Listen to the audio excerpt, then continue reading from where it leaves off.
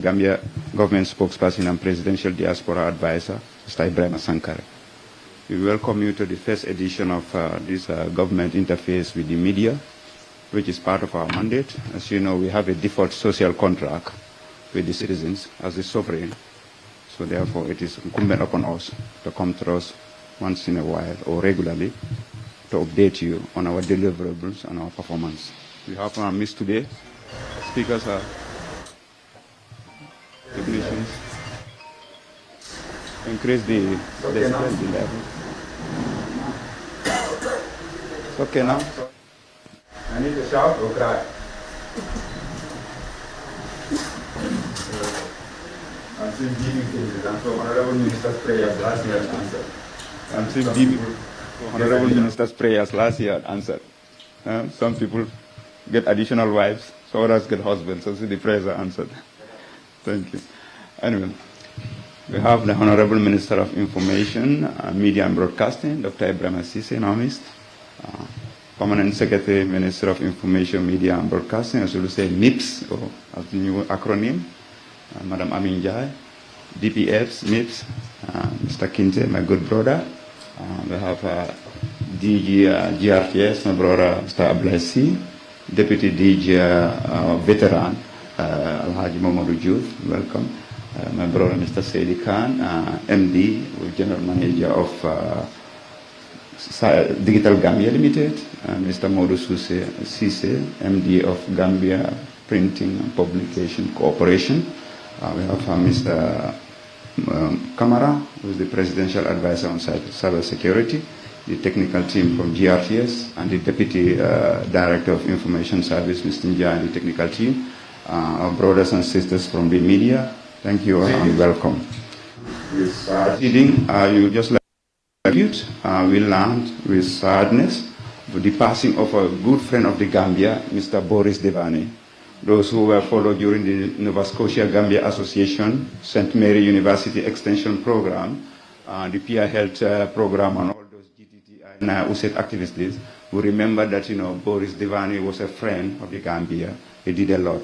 Most of us are beneficiaries of his contributions towards social justice and international understanding, and also adding value to what we have today as higher education. So therefore, as the government of the Gambia, we express our sincere sympathy and commiserate with the Deani family in Canada. His interment is expected for the 25th of January. And then his legacy lives on in the Gambia, and I'm sure the beneficiaries of Mr. Deani's work will do a befitting memorial to ensure that his legacy remains alive. Thank you. On that note, I would like to invite the Honorable Minister of Information, Media and Broadcasting, Dr. Ibrahim Sise, to give us and my apologies, mea culpa, mea maxima culpa, Dr. Ismail Sise. I'll repeat, Dr. Ismail Sise, apologies. Thank you, sir. Thank you very much, Chairman Professor Sankano.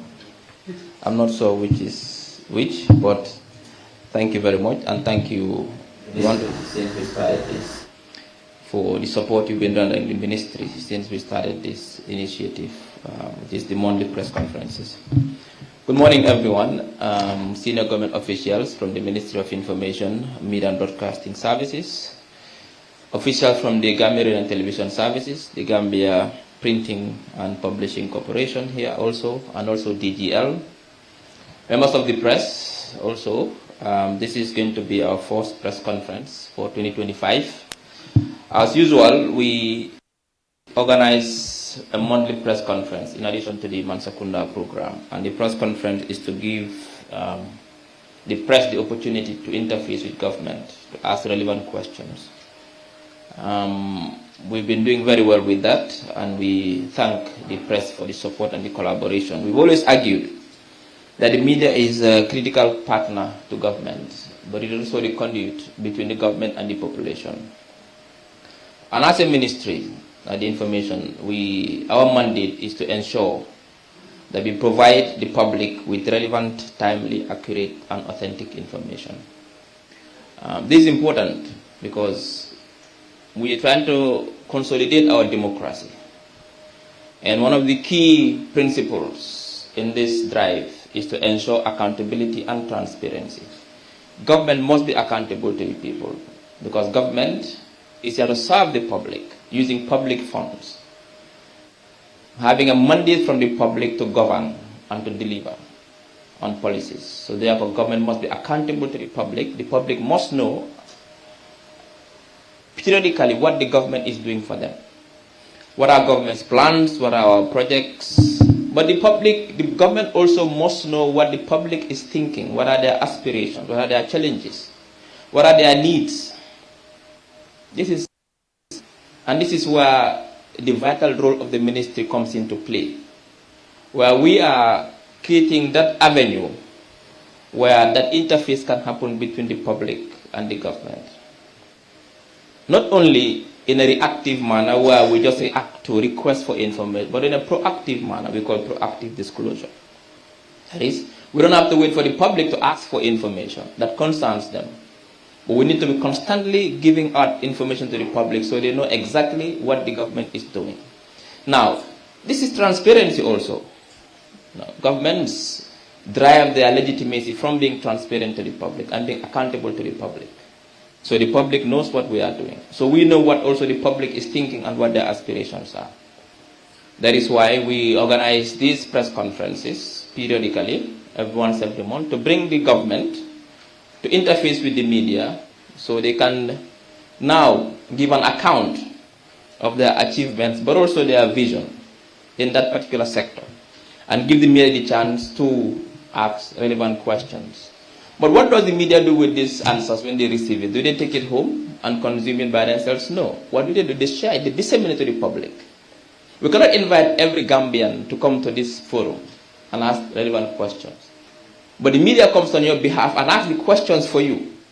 Because you deal with the population, you know what the population are asking. You bring those questions to government, you receive answers, and you go back and share that information using various media. Previously, before the advent of new technologies, it was mostly radio and perhaps TV. Some of us who were young, we remember we had only one TV at home. There was only one channel we could watch, that is RTS. At 12 o'clock, they will close. We'll bring a cloth and cover the TV and put a flower on top of it.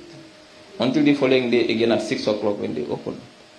But now times have changed. And before, when you were even watching TV, you have to go to the back and turn the antenna so you can get it right. And someone will say, but now you have thousands of channels you can stream live. That shows how times have changed. So use different media to disseminate information. Not only now radio or newspapers, but now we have TikTok, Facebook, different media. So there is information overflow. So governments must also adapt to these two changes. That is why we are doing everything possible as a ministry to ensure that we don't only disseminate information, but also target it in a manner in which it reaches to every segment of society. Not everybody listens to the radio, not everybody reads newspapers. There are those who only get their information from social media. If you focus on radio, TV dissemination, you tend to disenfranchise a large segment of society from accessing information. And constitutionally, access to information is a right. That is why the government passed the Access to Information Act to ensure that government officials who are custodians of public information are willing and ready to give that information to the public when they demand it. Now, today's press conference is an unusual one. Why? Because normally we will all call other sectors to come. But today the ministry itself, we are starting with the ministry itself. We are going to be accountable to the people. Today's press conference is the Ministry of Information. And the people you see here, seated here today, these are agencies under the ministry or department. No, not these are departments, under the ministry. This is the Digital Gambia Limited, whose mandate is to ensure and implement our DTT transition, that is Digital Terrestrial Transition. We have the Gambia Printing and Publishing Corporation, and we have the Gambia Radio and Television Service. These are the departments under the Ministry of Information in this sector. So we are starting with ourselves today. They say charity begins at home. So what I will do today is I will give you an update of the ministry's achievements in 2024 and give you what are our priorities for 2025. Then we will call DGL to do the same thing, and then GPPC, and then GRTS, and we'll now open the floor to the media, to the journalists to ask relevant questions. Now, one of the key achievements in 2024, as part of our mandate to ensure proactive disclosure and to popularize government agenda, we initiated a program called Ministerial Mansakunda. It's a ministerial town hall. It's a bi-weekly one where every 2 weeks we will call a sector minister and his entire sector heads to come and face the public. The difference between the Mansakunda and the press conference is the press conference is open only to the journalists, to media houses, to ask questions. It's a press conference.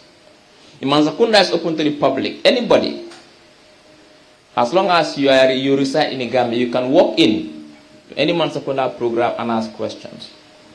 Now, the Mansakunda was effective in that it highlighted government agendas.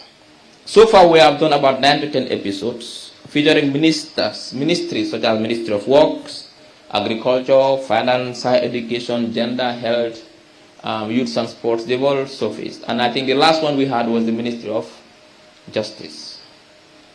On the 31st, we are having the Ministry of Public Service. Honorable Babukar Boy will come and face the public to explain the reforms or the ongoing reforms within that sector. So the Mansakunda was an innovative initiative, and I thank the ministry, office from the ministry, for supporting the project. But we also thank the president, particularly, for supporting the initiative. We also have some public and other public engagements. For example, the monthly press conferences, as this one. We also have a radio program that we do at GRTS on Thursday between 8 and 9 in the morning. In this program, we open. I'm always there myself, and sometimes I bring a minister who is available. We give updates for 20 minutes. Then the 40 minutes, we open the lines, and people can call from all over the country, discussing issues, talking about their problems, challenges they are facing, and what they think about the government, and ask relevant questions. We also do that to ensure, as part of our public engagement. But also, we are planning also to do outreach programs. We believe that every Gambian, no matter where you are, you must get access to information. So we are not only going to stay here in the Combos, we'll be also organizing outreach town halls across the country as part of our public engagements. Last year also, we presented a bill to the National Assembly called the Data Protection and Privacy Bill for its reading. This is a key step towards improving data governance. Because sometimes, if you observe, if you want to open a new account, whether it's social media or any other account, they give you a long list of conditions, terms and conditions. And they say you have to accept. Sometimes we don't even read those terms and conditions. We just accept. Something has to do with your data. What happens to your data? You've provided your name, your surname, your father's name, what happens to this data? So to protect data integrity, but also to protect citizens' data and citizens' privacy as well. The government is working on a bill, which is Data Protection and Privacy Bill. Second reading currently is at the National Assembly for approval. We also, as a ministry, appointed ATI Information Commissioners. If you could recall, in 2021, the government passed the ATI Act. Now, to implement that Act, according to the Act, within 18 months, the Act must be implemented. And we all know what the Act is about. That is, the public can request for information from public officials. So what we did was to appoint the 5 commissioners who are confirmed by the National Assembly. And now we are working on operationalizing the secretariat so that it is becoming a fully functional secretariat. In addition, as a ministry, we also conducted capacity building programs for senior government officials in collaboration with NDI, the National Democratic Institute, with UNESCO and NADCOM, to raise awareness of the ATI Act as well. We also provided capacity building programs for information officers and journalists to strengthen professional communication practices. Now remember, Department of Information Service is an operational arm of the ministry. They recruit and deploy information officers to different ministries as part of our mandate to provide information, timely, accurate, authentic information to the public. We have a lot of information officers that we send to each ministry as information officers. Now we are going to change that name to communications officers. We provided training for them on social media management and other forms of management. We also collaborated with, because one of the vision of the ministry is to ensure that we create a reservoir of professional, ethical, competent journalists in this country. If we don't have that, then we're in trouble. The same dangers that are inherent in having a teacher corps which has incompetent teachers, or a nursing corps with incompetent nurses, the dangers inherent in that situation is the same dangers we will face if we have a journalist, a media corps with incompetent journalists. Information is powerful. It can make or break society. So the people who handle this information must be able to know how to handle such information. That is why we are keen on making sure that we train and provide training opportunities for all journalists across the country, particularly young journalists. That is why we are collaborating with Freedom House to provide internship opportunities for 30 students from the School of Journalism at UTG. The 10 has already started 2-3 weeks ago. They are oriented. Freedom House is funding this in terms of their stipend and transport allowance. And we deploy them to different media houses, some to the ministry and some to the Panel Information Service, for them to start learning the practical aspects of their job. Because it doesn't make sense. See, careers like journalism is not something that is purely theoretical. You can go to university, do 4 years, get journalism, you cannot even hold a camera. You can't even do a single interview, and you said, I have a degree in journalism. To learn the practical aspect of their job, to be in the field, to be in the studio, to know how it works, we provide internship opportunity of 3 months. So they will be and having life experience in how to become a journalist, how to hold a mic. I mean, it's sad if you do 4 years of university education and you have a degree, you cannot know even how to hold a mic. And so we want to ensure that we integrate practical elements of learning to journalism, to the education of journalists in this country. So that is why we also work with Freedom House to ensure that we provide internship opportunities for journalists, student journalists who are at the University of the Gambia. Now, at the policy level, we drafted the community media sustainability policy to ensure the viability and effectiveness of community media. Community media is important because, like we said, we want to ensure that every Gambian has access to information in the language that they understand. Therefore, community media is critical in this aspect. Now, obviously, there are challenges everywhere, and this ministry also has challenges. We have a lot of ideas, a lot of initiatives, but sometimes resources can be an issue, and that is, you all know, the budget cannot cater for every sector's needs. We must grapple with that, but we thank our partners, particularly donor partners, who always come to our aid to support us. Now, what are our plans for 2025? First, one of our priorities is to formulate what we call the Information Media and Broadcasting Bill. Remember, in 2022, the ministry was unbundled. Before that, it was called the Ministry of Communication and Infrastructure. Unbundled, we have communication, digital economy, and we have information. Because of that, now, how do we now navigate in using one act? Because of new dynamics, we are working on formulating our own act as a sector, which is called the Information Media and Broadcasting Act, which we will ensure that is passed in 2025.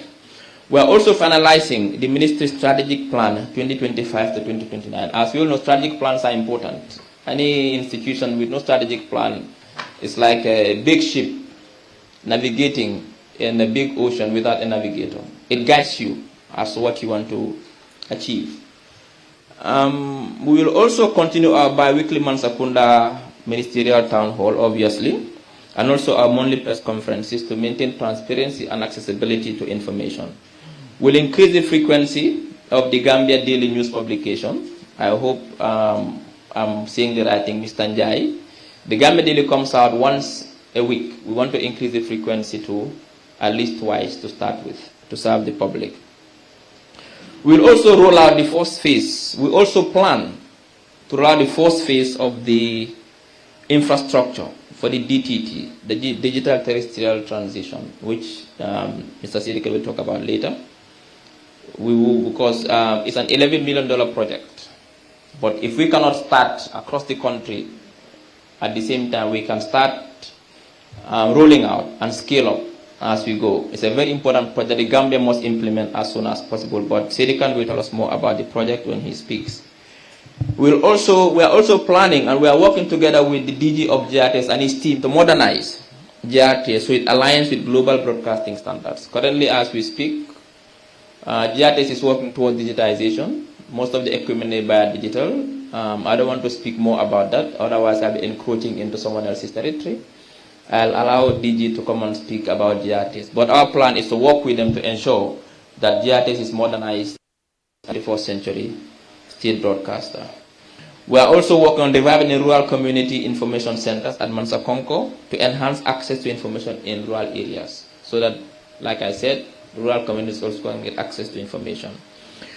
We are also working towards raising awareness of the data protection and privacy bill and prepare for the operationalization of the agency once the bill is enacted as well. But importantly, we are taking measures to combat misinformation and disinformation through campaigns, and we are starting one this week. We are launching a campaign called Countering Disinformation and Misinformation. It's a 2-week campaign with billboards, videos, with training as well. We'll also do community engagements. We are sending a team up country for 2 weeks to go to each region and have town halls to talk to citizens about the dangers of misinformation and disinformation and how they can counter it. Because in this, particularly now that we are facing elections, there are people who would just sit and just misinform the public. Information that can destroy social cohesion, that can undermine national security. How do you counter it? And we are very good at sharing information that is detrimental, that has no public interest value. That is detrimental either to the nation or to individual citizens. So we are having a campaign on that. But also we are doing a training, and this campaign also is in collaboration with WAVE. WAVE sponsored this for the ministry to do. That is WAVE Gambia, the business entity. We are also providing a training for 50 journalists, fact checkers, and editors, and media practitioners. This training also is to train them on the dangers of misinformation and how they can counter it. Not only that, there will be the outcomes of these trainings and the colloquium will be 3 key documents.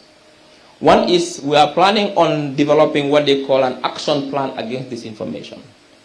2, we are also planning to create what they call the code of practice against disinformation. These are non-legislative documents where all media practitioners and civil society can buy into and sign and make commitments not to distribute disinformation to the public, which is detrimental to social cohesion.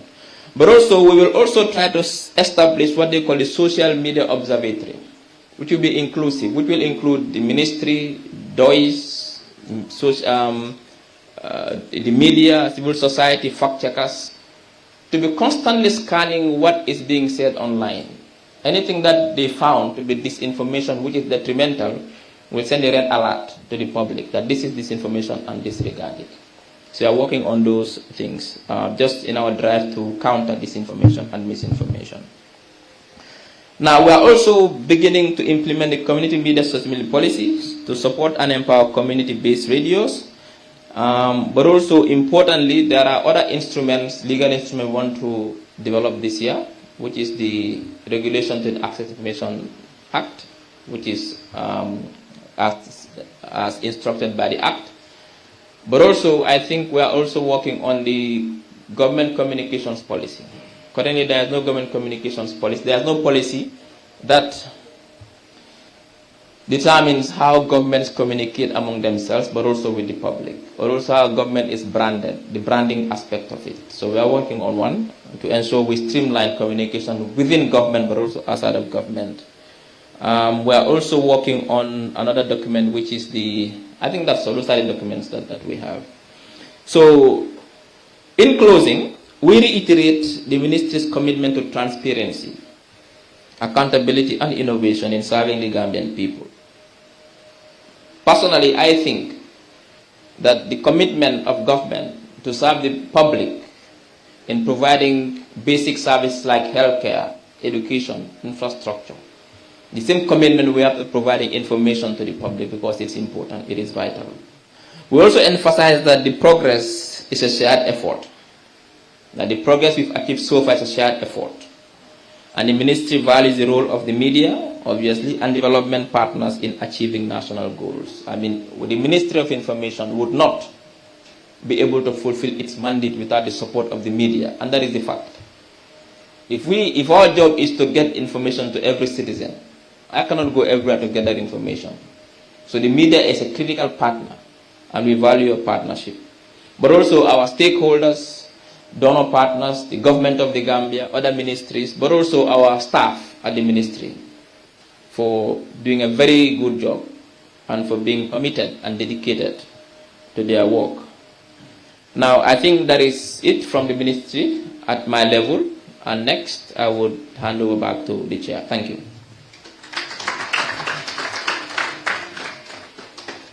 Thank you very much, Honorable Minister Dr. Ismail Sise, for taking us through the trajectories of positive transformation of our media landscape. Indeed, as you say, we are now in an era of media pluralism, with media convergence. People can just, with the speed of light, say whatever they want to say. But the bottom line I would like to add is credibility. And that's why at the spokesperson level, we emphasize on credibility. Whenever there's news, people say, oh, government is losing the narrative, government is slow. I say, no, I always take the analogy between the bantaba, or when the women are in their riverside laundering. They say all kinds of things. You know, even this insult that we keep hearing, they pick it from our streets. Kids in the street, you know, insulting each other's mothers. So I say social media is a reflection of our character. So it has presented the mirror of our ugly character to ourselves. That's why everybody is panic. You can sit down in your bedroom, you think that you are in control of the world. You are sitting down in the street insulting. You go to the market, people insulting each other's parents. So when they say that social media is being used for insult, it is basically mirroring our character. So which means that attitudinal change is very important. So all these media platforms are there for us to reflect. They say that, you know, if you're walking and you fall down, you don't have to look at where your forehead touches the ground. You have to look at the pebble you touch. So we always have to look inwards, how we use these things. And thus credibility is very important. Capacity building, you talk about it from the School of Journalism where I lecture. And I also emphasize on credibility. And the fact-checking is very brutal. If you post something on social media, you think you're following speed, people can always come back to you and say you did it, so you already finished. Your credibility is at zero. And this is very important that we have to add in our work, and we will continue so. With the issue of AI, we are also working to ensure artificial intelligence, all this technology, you talk about, you know, all this, you know, privacy data, the algorithms are taking over. So we need to increase media literacy to ensure that the human agency remains, you know, at the forefront of all this information, the myriad of information outflow. These are very crucial. So technology is advancing. Government as an institution is slow. Like I said, we are not competing with social media. And Honorable Minister and all those who are in the government information ecosystem, let people say whatever they want to say. This is the bantaba. But when it's time to make decisions, what do? They go to the Alcalos compound or they go to the Kabilo Bumba. And these are the two narratives. So when you hear something on social media, people are saying they are just enjoying their freedom of speech. Government is not losing the narrative. We are just respecting the right of citizens. They fought for this democracy. They fought for pluralism. They fought for participating democracy. And this is why the government under the leadership of Arambaro is guiding that process, is mediating that process. But when the needs come, if you need credible information, government is creating the avenues for that one, in that engagement. And that's what I want to emphasize on that one. Credibility is number one in whatever you do. Thank you so much. On that note, I would like to invite my brother, Mr. Saidi Khan of DGL. You have 10 minutes to take us through the transformative agenda of your institution. Thank you very much.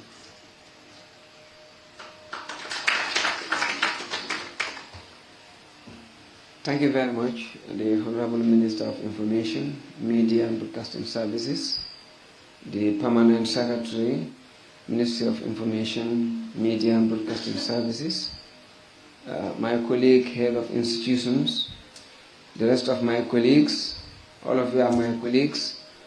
We were behind the mics since October of 1995. Technicians, we deal with machines, but we all work within the same ecosystem of the media.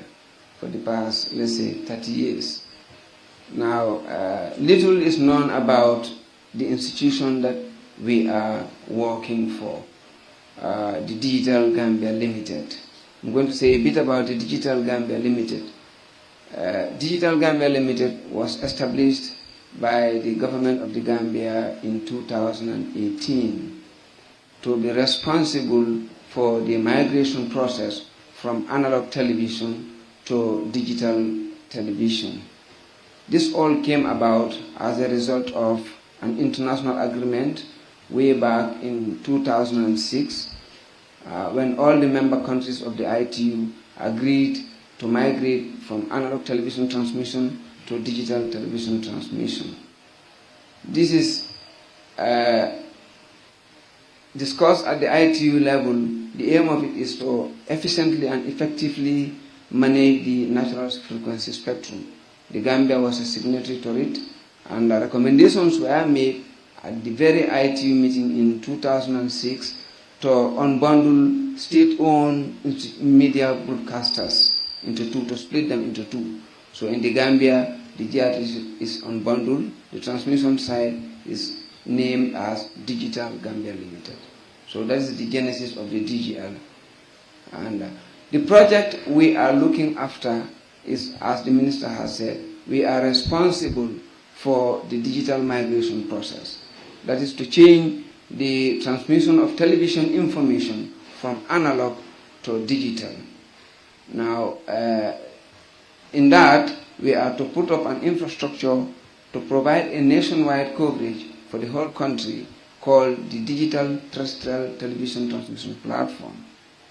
Now, the sites that we are to put to provide a nationwide coverage are 6, one in Abuko, the second one in Kanilai, Mansakonko, Kudang, Bansang, and Basse, to provide a nationwide coverage. Traditionally, these were signal distribution transmission sites since, the First Republic. They were Gamtel telecom sites, and then when Gamtel was established, they became transmission sites for Gamtel. Now they are under the DGL, Digital Gambia Limited. Now, migration from analog to digital transmission has numerous advantages for all the member countries. It creates employability, it creates revenue for the government, and the employability is mainly in the creative sector because it's all about film production, the creation of television channels. The film production sector is about documentary production, film production. It's all about creating jobs for the youth. Now, what we are working on now is to gather funds, to mobilize funds to put up the infrastructure, the DTT transmission platform at all the various sites countrywide. The Ministry of Information, the Board of Directors, and the management of DGL is working with the Ministry of Finance to secure funding in the areas of PPP, public-private partnership, and the ministry is also working with development partners such as the Chinese, the Koreans, and other development partners to secure financing in the form of grants and other means of financing. But our greatest challenge as we speak today is financing. That is our main challenge to put up this infrastructure. The government before the Second Republic had made an agreement with SCAF to carry out the process of the digital analog to digital migration, but SCAF couldn't do the job, and it was with SCAF for solid 7 years. That was a waste for the country, loss of revenue, and it took a long time. And finally, the agreement between SCAF and the Gambia government was terminated in April 2021. Since that date, the government is working on securing financing for the DTT migration process. as we speak now, the PPP is, working on the PPP arrangements. The shortlisting has already been done. By the end of this week, the committee will sit over the PPP process, and then it will continue. So, thank you very much.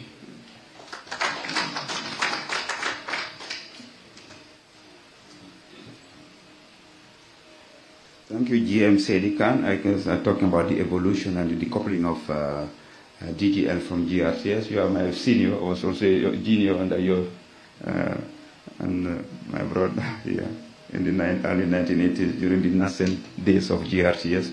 It's good to see, to look at how far. But again, Honorable Minister, we need his memoir. He's still taking time. We have a lot, one of the reasons in Africa, I said, as Hampadeba said, in Africa, when an elderly passing by, it's a library that is celebrated. En Afrika invia est mort, c'est la bibliothèque qui brûle. And I've been following all these veterans in the field to be writing their memoir, to educate the people. We need resources. We have the university here, and the young people need research. So again, I'm nailing it by the end of this year. Honorable Minister, write his memoir, and Zasedi Khan, your memoir. Anyone who is a veteran in this field, whenever I see you, I hammer you, I terrorize you guys to be writing your memoir. We need that. We need to produce knowledge, and that's part of it. And thank you so much. I'm looking forward. And as a filmmaker, I'm curious about that film aspect that you talk about, and we'll see what's coming up. Thank you so much. And then I would like to transition to my brother, Mr. Cisse of GPPC, to tell us how the printing sector is evolving under the new dynamics. Thank you so much.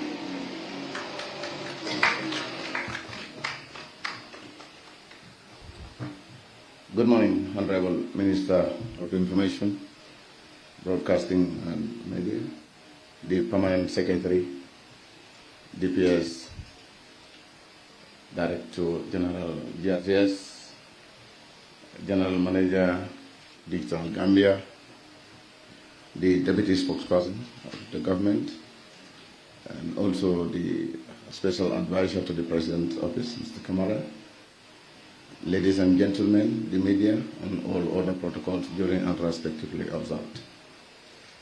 The Gambia Printing and Publishing Corporation was formed as a result of a merger between BPMRU, Book Production and Material Resources Unit, which was a department under the Ministry of Basic and Secondary Educations in the olden days, and the National Printing and Stationery Corporation, NPSC, that was responsible for the printing of government receipts, as well as providing teaching and learning materials. The merger came in 2006, when government at the time decided that these two institutions should come together to form Gambia Printing and Publishing Corporations and carry out the mandates of these two institutions from the top. The core mandate of Gambia Printing and Publishing Corporation is to provide teaching and learning materials for schools. Unfortunately, this mandate had never been carried out for long, until very recently, in the advent of the coming of the new government. Frankly, when we had to step into that major function of the corporation, which has to do with the printing, publishing, and supply of textbooks to schools. That's a credit to the government of the Gambia, under the leadership of His Excellency President Adama Barrow, and we really want to congratulate the President and the Cabinet for that. In addition to that, the corporation also provides receipts for government and government institutions, and this is one of its core mandates as well. We are all aware that revenue mobilization is very key for any government, and the accountability and transparency in the mobilization of those revenues becomes very much important. And this is one of the reasons why the government did not hesitate to ensure that the monopoly of printing revenue materials lies solely on the soldier of Gambia Printing and Publishing Corporations. Unfortunately, I wouldn't say not many public institutions, agencies know about this, because as management, since we came into action, we have always been informing the public media about that. But unfortunately, not everyone, not all, still, in compliance with this key mandate, which is a very important mandate. Most of us would have been seeing concurrently when we look at our televisions for this local government commission that is on some of the issues that are clearly manifesting themselves, especially in terms of revenue leakages in some of the area councils. This is one of the reasons why government ensure that all institutions, public institutions for that matter, only have their revenue materials from Gambia Printing and Publishing Corporation, so that there is proper serialization of these revenue materials, so that at any point in time, government can definitely account the institutions that are collecting this revenue through the serialization. If that is not achieved, it will be technically impossible for government to be able to know exactly the revenue that it is losing. And this is a key mandate of the Gambia Printing and Publishing Corporations. And as management, since we came, we want to ensure, and we are doing everything possible to ensure that there is proper recording and proper serialization of these revenue materials. And this is the reason why most of the time if national audit has to go for any audit in the public institutions, they first start with Gambia Printing and Publishing Corporation for us to give them the revenue materials that we have supplied to those institutions as a matter of source for them to be able to perform their auditing properly. It is important to highlight this because obviously the government did it for a reason, and it is important that public institutions also are compliant with this, because this is an act of parliament which came into effect in 2006 when the corporation, when this merger took place.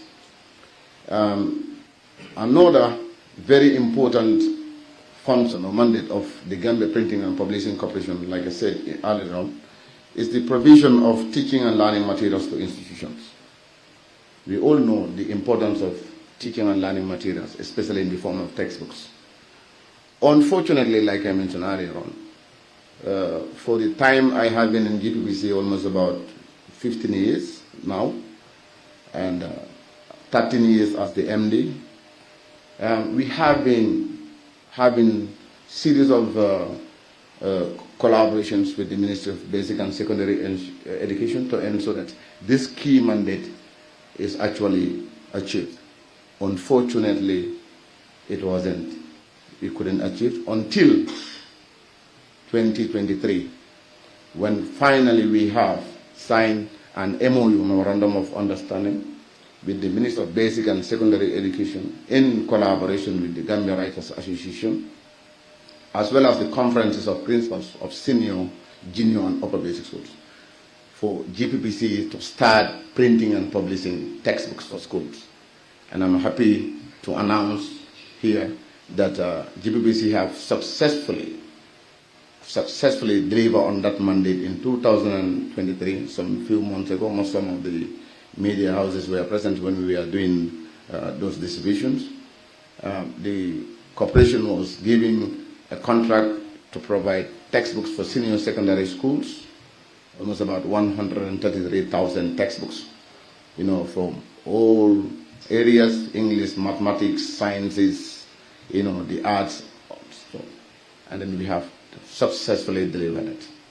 Currently, we are working with the ministry to do the second batch of the contract, which has to be, which is the printing of the same textbooks for the senior secondary schools for 2024-2025 academic year. This is a very major achievement because it changed the GPPC in all forms in terms of revenue, because this contract was almost about a $58 million contract with the government of the Gambia, and therefore has boosted the performance of GPPC significantly. And we want to thank the government of the day through the Honorable Minister for definitely that achievement. And I think that is the right decision, because the GPPC is 100% owned by the government of the Gambia, and the stakeholder, it is the Gambian people who owns it. So at least for all the countries that I visit most of the time, all their teaching and learning materials are printed by their national institutions. So it is good that we now do that. So thank you very much, Honorable. We want that extension to the President. GPPC, like I said, for all public institutions, in order for us to be able to effectively do this mandate, it is important that we do capacity building to be able to ensure that the human resources base of the institutions are in that position to be able to carry those objectives in a manner that is desirable. And the corporation has, for some time now, trained so many senior officers who are handling various departments. One key area is publishing, because in this country, I can't remember if there is anybody who has a master's degree in publishing, but of recently, through the active collaboration with the board of GPPC, we sent one, Mr. Sisa, who is currently sitting down here for masters in publishing in Malaysia, and he has successfully completed that program and back to head that particular department. You can say he's almost one of the, if there is few people who have publishing qualification in this area. And this will be able to help the people in this country, both the teachers, the media, and even the private citizens, for them to be able to publish. That's what we now want to encourage. We want to encourage people, Gambian people, to write, so that when they write, we are able to publish their books. And through this publication of these books, our history would remain, our cultures will remain. And then we'll be dealing with books that are authored and written by our own Gambians, like we are currently reading books from Sierra Leone, Nigeria, and this stuff. So currently that's a very key issue that the corporation is focusing on. Unfortunately, since its inception, the corporation had never been directing itself towards that. But later we realized that printing is not the only objective, or it's not the only task given to GPPC, but publishing is very key, and we decided to reactivate that department, and it's full functional. So at the moment, that is how it is. And we also want to make sure that the processes and procedures are also in place to make sure there is security for the revenue materials. We want to ensure that government materials landed in right hands and not in the wrong hands. This has resulted to a good performance in terms of resources, in terms of finance, like I said. For this year, GPPC has actually kind of meets its target, its revenue target from the second quarter as a result of this particular contract. So we are happy that this is ongoing. So I think basically that is the Gambia Printing and Publishing Corporation. Thank you. Thank you, sir. As I was mentioned, we need knowledge production. Already we have our own statutory entity to publish our memoir. Write, baby, write. Donald Trump said, drill, baby, drill. I say, write, baby, write. We need to write our stories. Thank you so much for that beautiful rendition. Once again, MD Cisse, GM Sedika, and Honorable Minister. The floor is now open for questions. Sorry, familiarity, familiarity. Feel at home, yes. We invite, our home, GRTS DG, my brother. I feel so much at home. Apologies. For 10 minutes. Good morning, and you'll be charged for forgetting GRTS. Honorable Minister, good morning. PS of the same ministry, Ministry of Information, Media and Broadcasting Services, the Deputy Permanent Secretary, my colleagues MDs, and my other colleagues down here. We are all colleagues. Thank you very much for giving us this opportunity. And I repeat before we go, my brother, Mr. Sankano, you have to be charged for forgetting, huh? Okay, no worries, that's okay. Okay, thank you. Before we go, let's start with the mandate of GRTS. GRTS is a public institution mandated to inform, entertain, at the same time educate the public of this country. To give you some context, some 20 years ago, 30 years ago, we were the only ones around here, television I mean. Not many people have access to other channels apart from GRTS, Senegal. Satellite channels were not accessible to many other people. It was just for the elite. That being the case, a man running alone, as they say in Africa, always thinks he is the fastest. Now, the field is crowded. Very, very crowded. In the Gambia here, you have many options. Outside the Gambia, many options. What does that mean for GRTS? It means GRTS has to recalculate its mandate, re-strategize, reposition itself to be able to compete. And I say compete, not compete commercial, but compete for the attention of the public. People are busy. They don't have time. How can you encourage them to spend 1 minute, 2 minutes, 10 minutes, 30 minutes with you? You must be doing something that is worth doing, and you must be doing something that they are interested in. As they say, nothing is interesting if you are not interested. Someone can be watching football. I say, oh, this is a nice game. Somebody sitting next to you say, oh, you are wasting your time. So interest is the basics of engagement. GRTS, we are working on getting things right. As I said, the field is crowded. We have to reposition ourselves. And how do we do that? We said now we have to focus on two things. Building our human resources. When we say building, we mean training them, equipping them, and their welfare and their professional development.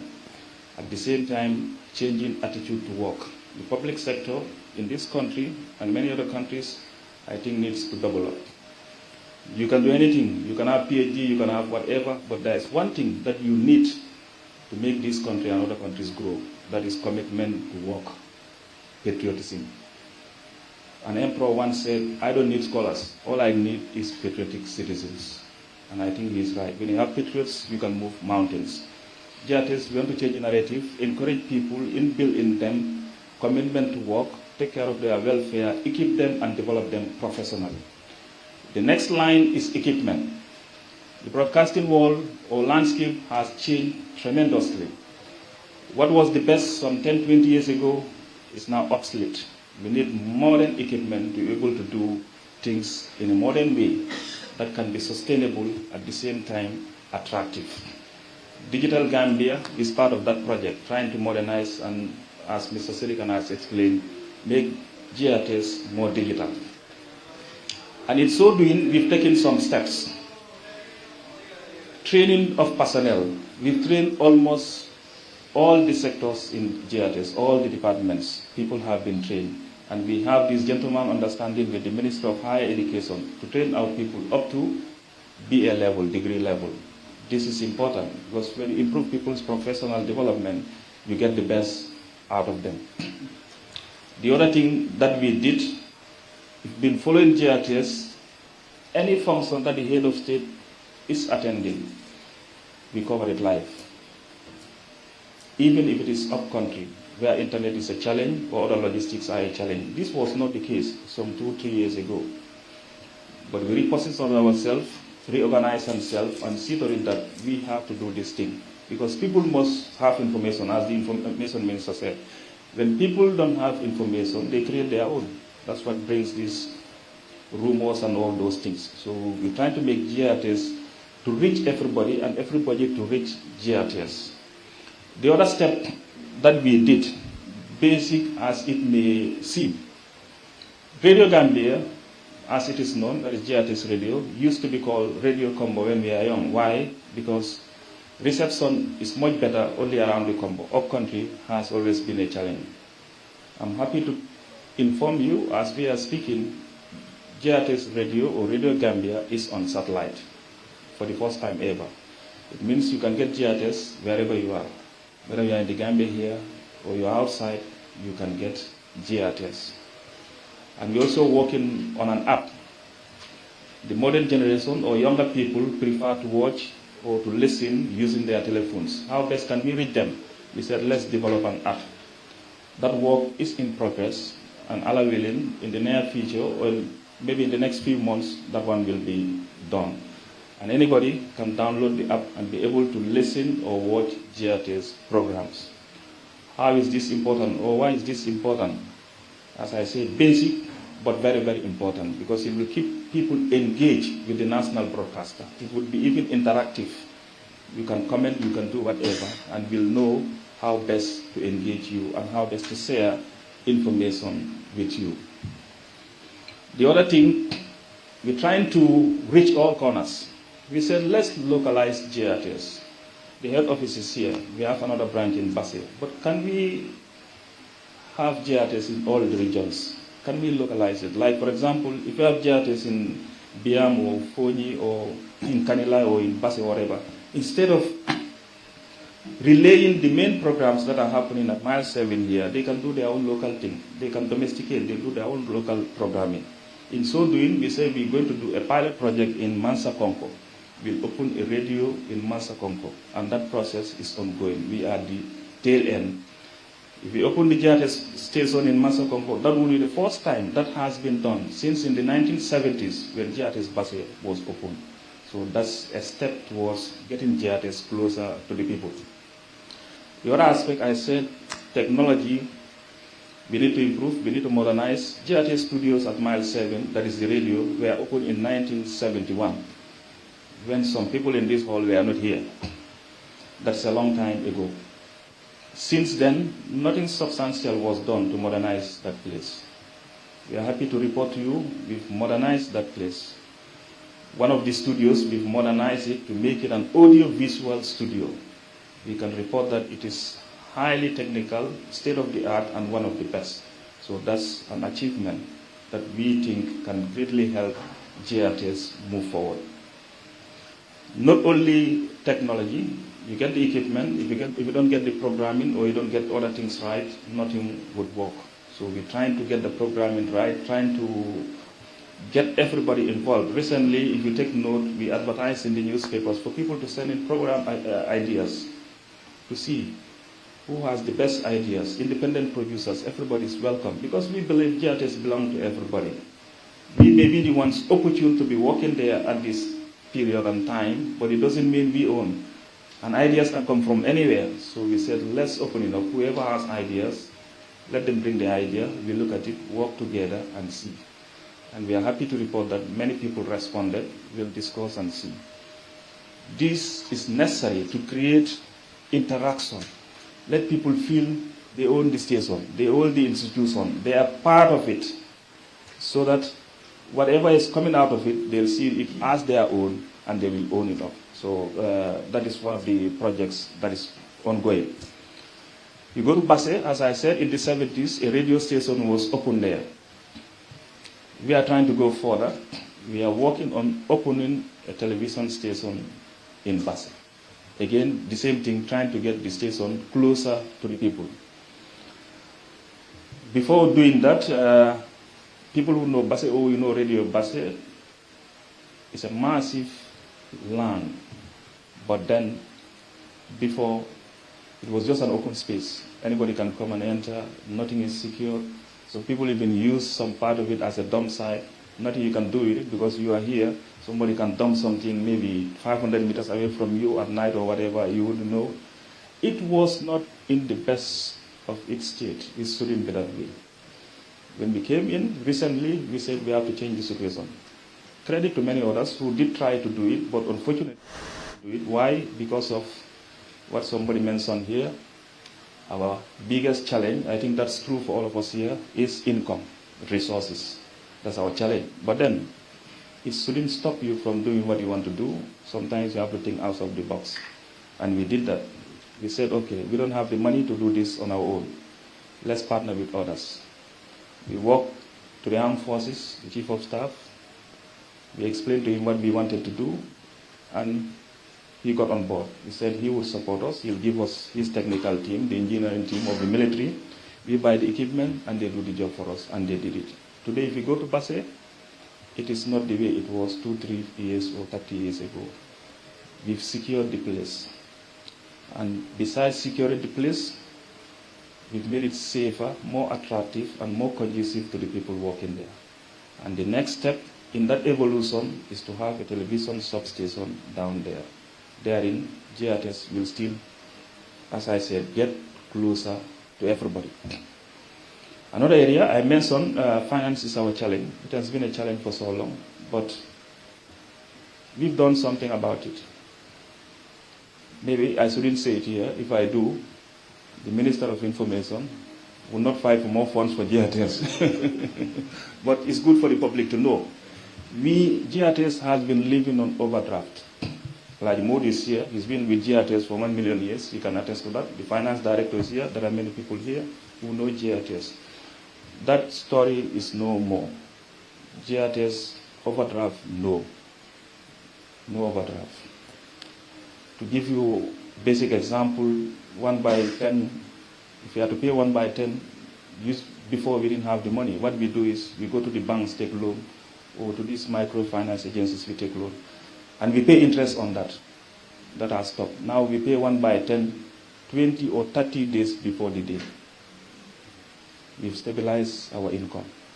Recently we bought a brand new generator, costing us millions of dollars.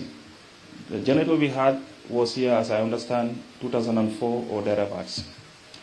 It outlived its purpose a long time ago. Every year we'll say we want to replace it, we'll try, no funds to do that. This year we did it, we've changed it. We brought a modern state-of-the-art generator. A basic thing that should not be used, but it has to be used because of the circumstances. When electricity goes down, GRTS has to go down, and that's not good for us. GRTS shouldn't go down even when electricity goes down. So we have 2 backup systems now. We have a backup system that uses inverters and batteries. When electricity is down, GRTS will not go down for some minutes. Now a generator is added, it means it will never go down, unless if there is a serious technical hitch, which we pray shall not happen. So we are moving forward. Still, the challenges are enormous. As I said, technical-wise, the outside broadcasting van we are using, you'll be amazed if I tell you when it was purchased. If I say 10 years ago, that's a long time. 20 years ago, that's a long time. It was purchased in 1995 or 1996. Sorry, Mas, maybe you confirm.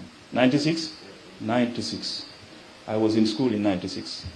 It's the same outside broadcasting van that we are using. That's a major challenge, but discussions are ongoing with the Honorable Minister. I must say the Honorable Minister is very, very concerned and very, very, responsive. Whatever idea we bring to him, he takes it up. In fact, he owns it. We are working with him, working with the government to see how best we can replace that one. Because if you look at our peers in the neighboring countries, these are countries that are of the same status with us. They are all LDC, least developed countries. But then, when you visit them, you see what they have. When you come back here, you see what we have. You realize we are not even 0% near to what we need to be a public broadcaster. But to the dedication of the team, of the staff, we have very, very, very hard-working people. People who can do magic. People who work with this obsolete equipment, and they still produce results. They produce results. If I didn't tell you this, you wouldn't know. Our outside broadcasting was bought in 1995-96. They produce results. Because we keep modernizing it, bringing some equipment, fixing it, but still we need a holistic thing. So I must commend the staff. We have people who are doing very well. The reverse is also true. We have people who have to carry along, which is true in all institutions. But the staff are commendable. They do magic. Sometimes you criticize GRTS, you don't this, you don't this, you don't do this, you don't have this. But you have to look, people cannot give what they don't have. It's not possible. You only give what you have. If you don't give me the equipment, if I'm a soldier, best trained, I am this and this and that, I don't have a gun. If I go to battle, I'll be the first one to be captured. So people need to be well equipped. And GRTS, the government is doing its best. The OIC, the government did very well for the OIC. We must commend the Honorable Minister, the Chief of Staff, and the credit goes to the head of state, His Excellency President Adam Barrow. He stood for us very well. Formerly, GRTS, two or three camera men have to share a camera, not many cameras, since day one. As I'm speaking to you today, every camera person in GRTS has your own camera. For the first time, it has never happened. We bought, if I could remember, 20 or 20-something new cameras. So that side has been taken care of, thanks to the government. During the OIC, they supported us very well. We have what we call a data center. If you go to established media houses, what they do is, when you bring in your ROSs or whatever, you send it somewhere, and the editors will pick it from there. GRTS, for the past 30 years, we've been operating a different system, manual system. You come, do this for me, do this for me. Not convenient, not modern, not aesthetics. That has changed too. Due to the funds we got from OIC, we have a very solid data center. Everything is centralized in one place. You don't need to run and hustle. You can do your things online and get it done fast and quick. So again, we commend the government for that. They've lifted us up. If you look at our pictures on television, they are HD quality. Our pictures are HD quality. That all came after the OIC. We revamped our studios. Though we still have more work to do, which I will come to. We have a lot of work to do, but we've gone a step far. As the Chinese would say, a journey of 1,000 miles begins with a step. When you take a step, you are sure you'll go somewhere. Bob Marley said the same. He said, you will never finish if you don't start. We have started a long time ago, and we are gaining speed. GRTS again, as a public broadcaster, cannot be successful in what it does without the patronage of the citizens. How would the citizens patronage GRTS? It has to be two ways. One, we are responsible. We, the management and staff of GRTS, we have to come with something interesting, something captivating that is worth people's time. Two, the public too must realize that we are them. It's called the Gambia Radio and Television Service. You must patronize your own. You must love your own. If you don't love your own, you keep watching or listening to others, your own will never be the best. The Olaf said, Jambar Amut, could you japal rengadon Jambar? The people you are viewing, CNN, BBC and others, they do what they do fine, very well. But if their people didn't patronize them, they wouldn't reach the level that they reach. We have to realize that we own this institution. We own the programs that are coming. They are geared towards our entertainment, development, or whatever. Let's patronize GRTS. Sometimes you hear people say, GRTS, you people are doing well. But sometimes you hear, GRTS, man, what they say on GRTS. If you don't say that GRTS, you say it on something else. So by say, and the board and fake as a. So you have to take charge. You have to love this country. You have to, the media is an agent of socialization. The media socializes you or us. What you see, what you hear, goes a long way in developing your character. And as a socialization agent, it is better you get closer to something that is similar to your culture or is a reflection of your culture rather than other things. The media reflects or it leads. How does it reflect? As Sankano was saying, social media is a reflection of us. What we do here, our gossip or whatever, that's what we pour there. Very true. It's a reflection of us. The reverse can also be true. The media can also try to be a leader of society, leading society to another dimension. This society is good at insulting, good at good. Okay, can we change the narrative? Let's encourage them to be doing the opposite. Like if you look at these channels, some of them, anytime we have TV break or interlude, dancing. Not bad, very good. You go to other cultures, when they have breaks, they bring something educative, documentaries or things that can teach you something. We need to go towards that level. Things that people can learn, things that can show us to be better people. And our languages as well. As I said, I always argue this thing, even well before I became DJ at GRTS. I say, it's unfortunate we couldn't change it, that's the reality, but it would have been much better this way. We use our languages far more than we use the English language. Why? There is no Tubab ethnic group in this country.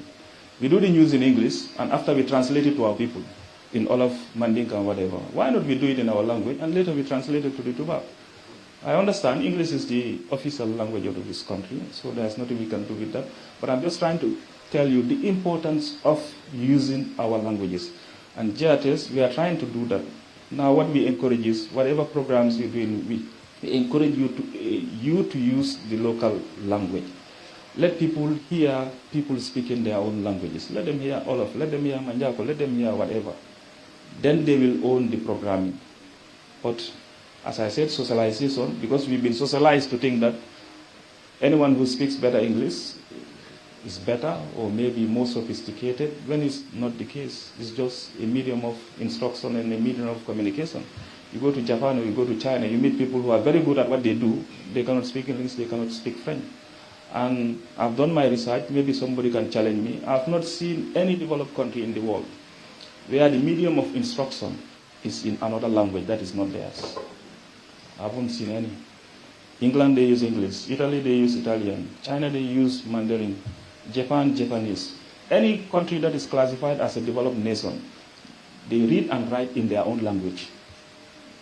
Because you understand your own language better than any other. The people we call stupid, the people we call they are not smart. They are not smart in the other person's language. When they are using their own language, oh, they are fantastic. They are very, very fantastic. There is this joke in the olden days, Jawara's time, in Parliament, some people were not very good at English language. I can say in Parliament they wouldn't say anything, or if they would say something, they wouldn't express them very well. When they come out, I heard they will say, so you see, it means they have the idea, but how would they be able to express it? They could not because of the language barrier. The other basic things, going back to basic still for you to understand the context of GRTS, basic things like King Fahad Mosque, Eid prayers, Korite.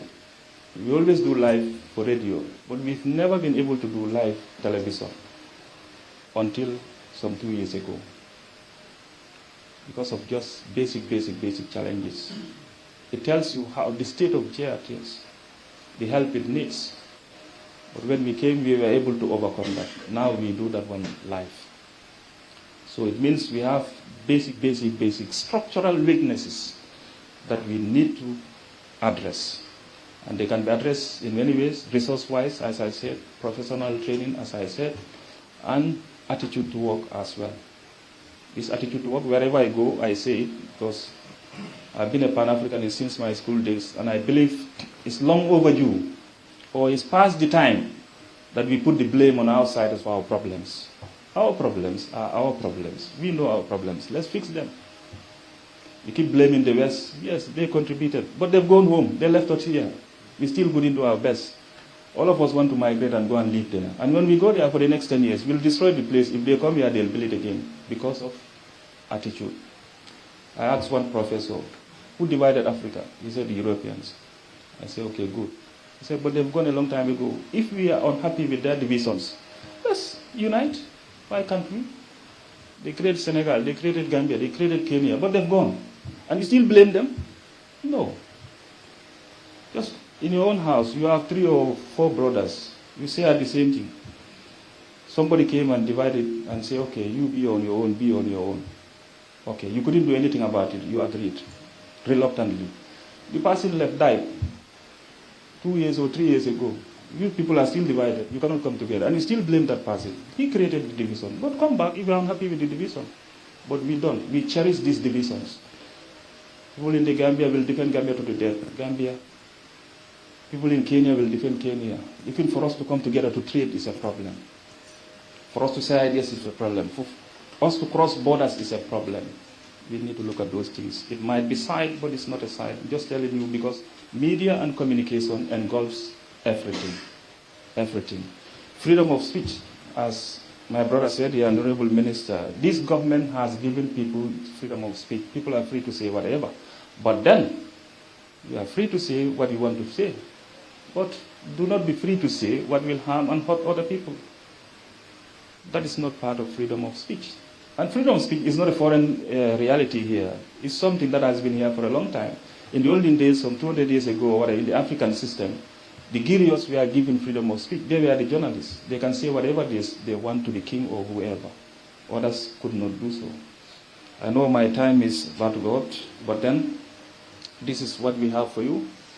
Maybe question time, we'll be willing to take questions. I came here with my directors, they are all here. I commend them again. They are ready to take on your questions. Thank you very much. Thank you so much, DGC. It's quite interesting to see. I mean, to your credit and to your team, I'm observing an interesting trend. Yes, some of your staff are my students at the School of Journalism, UTG. The trend that, GRTS is now attracting people from other media houses.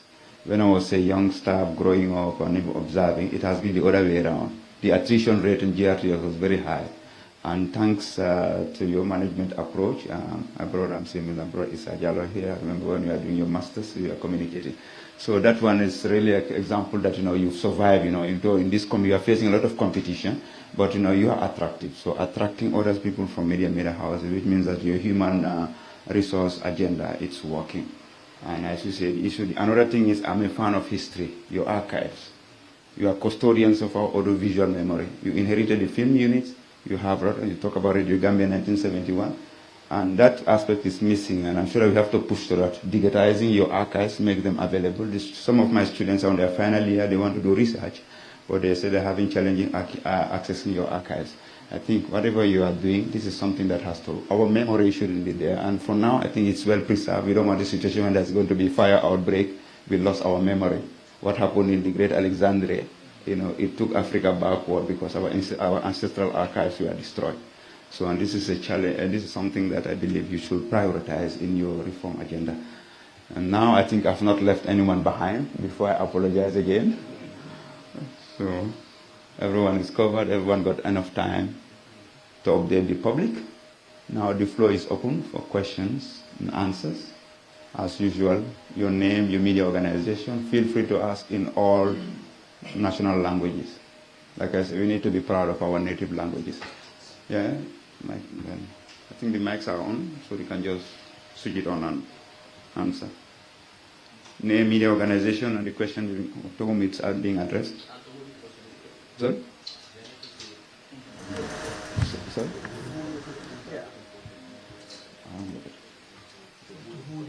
Yeah, I already mentioned to whom the question is addressed. Okay, good morning, everyone.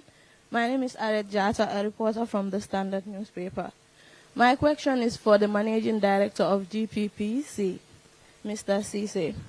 So we understand that the GPPC have not been audited for the past 3 years, and the 2021 accounts are yet to be finalized. Recently, the new board chairman requested for a forensic audit amidst alleged gross financial mismanagement, repeated violation of GPPA procurement rules, and serious crippling governance issues affecting the corporation. My question is, what is your response to the allegation that you deliberately misled the former Works Minister during the inauguration of 50 million Bilomatic exercise book printing machine to tell the whole country that with the machine you can generate between 700,000 to 1 million revenue?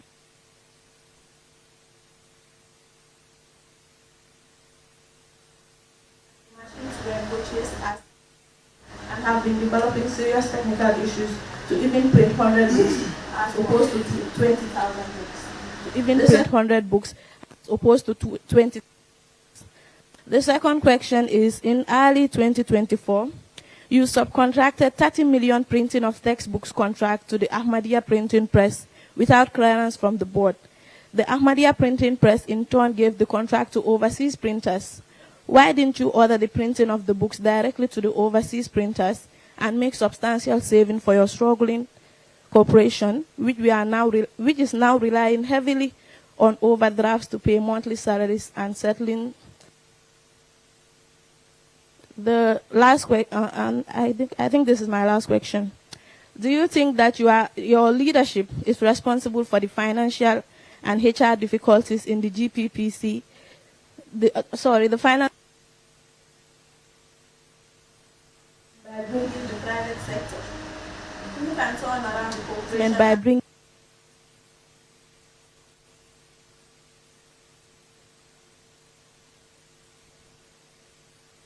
If you want to know elaborate answer, give him time to digest and answer. You can come over again. Thank you very much, Madam West. Thank you very much, Madam. Where is it from? Standard Media House. Thank you very much for those questions. But I use them. It's not working. Okay, there you come. You can copy. It's okay. Okay. It's fine. It's fine.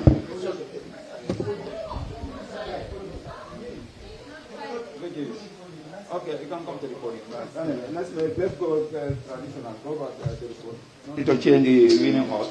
The way we've been using it. Thank you very much, Madam, from Standard newspaper. First of all, regarding the issue of audit, and this is in record, GPPC is one of the institutions that have almost its accounts audited on time, and the National Assembly will attest to this since the coming of this management. If you go to our audit, our current audit, 2021 has already been audited and sent to National Assembly. The 2022 is currently audited. We sent our financial statements to our auditors in March 2024, and they are also auditing the 2023 as it's simultaneously. So it is not accurate that GPPC have not been audited for 3 years. That is not the correct information. Regarding the issue of the machine that you talked about, as we speak, GPPC procure a machine that's supposed to print exercise books for schools. This process followed all the necessary due processes. The GPPA was written to. In fact, before it went to GPPA, the board of directors, the management did a position paper, a board paper. The board of directors approved that. It went to GPPA. We tender. GPPA approved it. The machine was outsourced in Holland. In fact, at the time, the then board of directors traveled to Holland to inspect these machines prior to its coming. And they even engaged the service of a consultant who has that specialized knowledge in this Gambia, in the country, the Chairman J, who is the only expert when it comes to printing technology, and he served as an advisor to them in that project. The machine came, and as we speak, this machine is 100% functional. It is producing the exercise books in their required measurements. In fact, for the past 3 years, we have been printing exercise books for child form. If you go to child form, they will tell you we have been printing exercise books for Nusrat, for most of the senior secondary schools in this country. What we can attest to is that the machine is not fully utilized, and that is something that we are currently doing. We are trying to engage the government of the Gambia to be able to see how they help us to be able to make sure that we are able to utilize this capacity. And one of the key issues, if you would say, you would know about this machine, is that this is the first of its kind in this sub-region. For your information, this machine is not even available in Senegal. The one in the Gambia is far more better than the one in Senegal. And it has a capacity of producing 10,000 books an hour. And it is from starting to end without any manual intervention. So I can assure you that that machine is currently functional and it is serving its purpose. We have the operational challenges and the board is aware about that. The management did a position paper so that we are able to get technicians, since it's a new technology, that will be able to come and train our staff to be effectively operate these machines. But the machine is fully functional. What's the other question, madam? Oh, okay. And the question is misleading. I don't know where is it coming from. I don't know. We are not aware of any information that we have given to the former Minister of Information which is misleading, because the former Minister of Information oversees the Gambia Printing and Publishing Corporation, and the permanent secretary of the ministry sits on the board of GPPC, and the permanent secretary is aware of everything that we do. The machine, maybe there were some misinformation. People speculated that the machine was bought 50 million. This machine was never bought 50 million. And we made that clear when the allegations came. The machine, all the necessary documentations are available. In fact, this particular machine issue was audited because this machine was procured in around 2018. As I'm talking to you, the accounts are audited to 2021. If there were any misprocurement or otherwise, the external auditors would have captured that. And this was also presented to the National Assembly, and all those years are approved.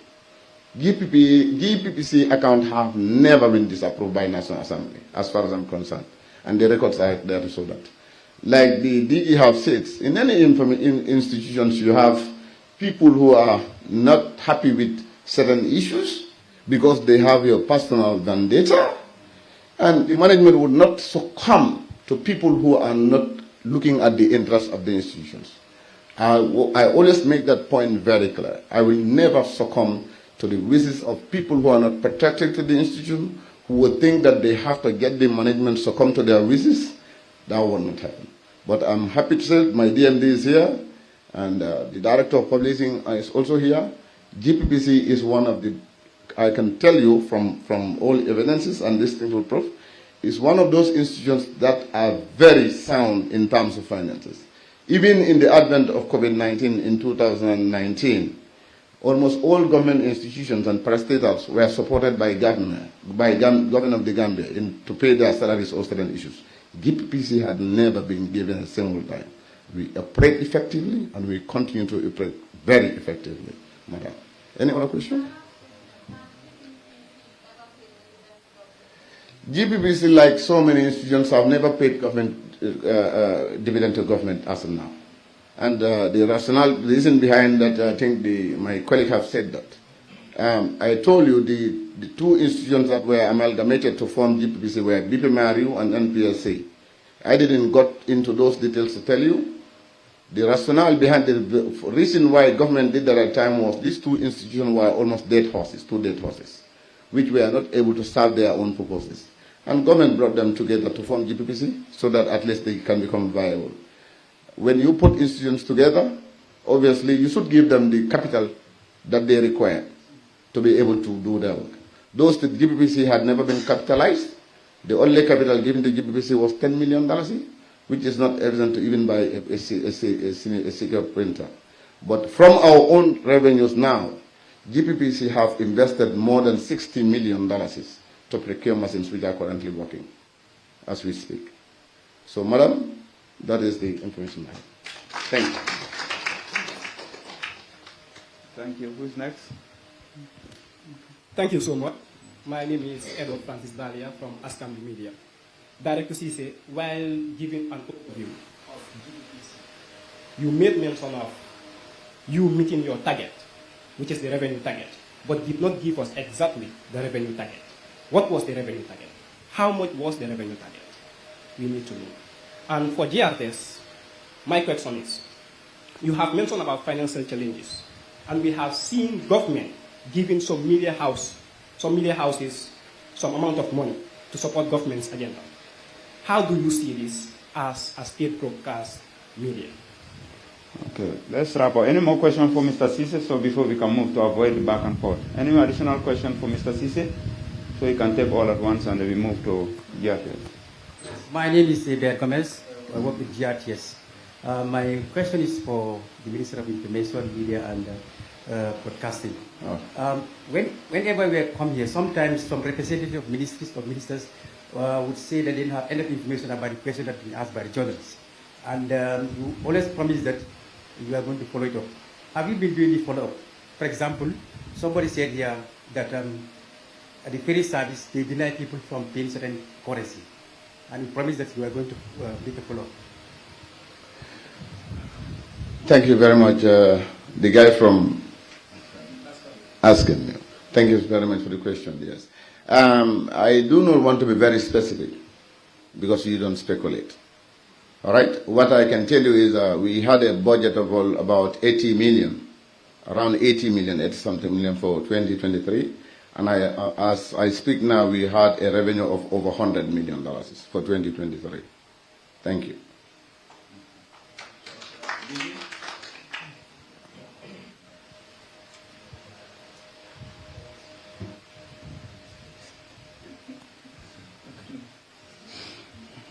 Okay, thank you. You mentioned like the money that was given to the private media. GRTS was not party to that, and GRTS has always been championing the cause of the government. So we are partners. Even the Ministry of Information, like the Mansakunda, is the ministry and us. And we were doing something similar called Face the Nation. I don't know whether anybody remembers that here. It's the same thing, Face the Nation. So we have been in the forefront.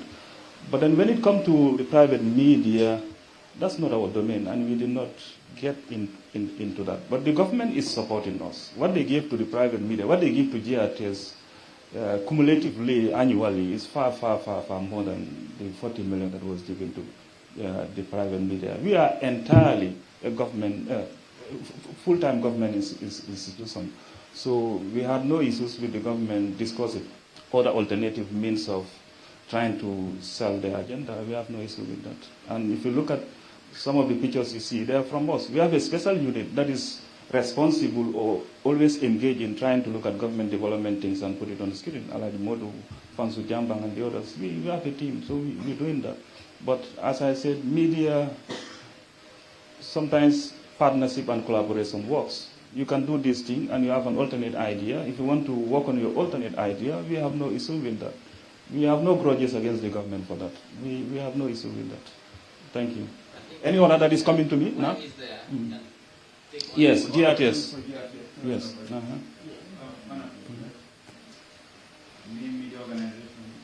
Assalamu alaikum. maa ngi tudd Modou Lamine Diouf maa ngi liggéeyal Hilltop FM radio bëggoon naa rek nga leeralal ñu wax nga Louder.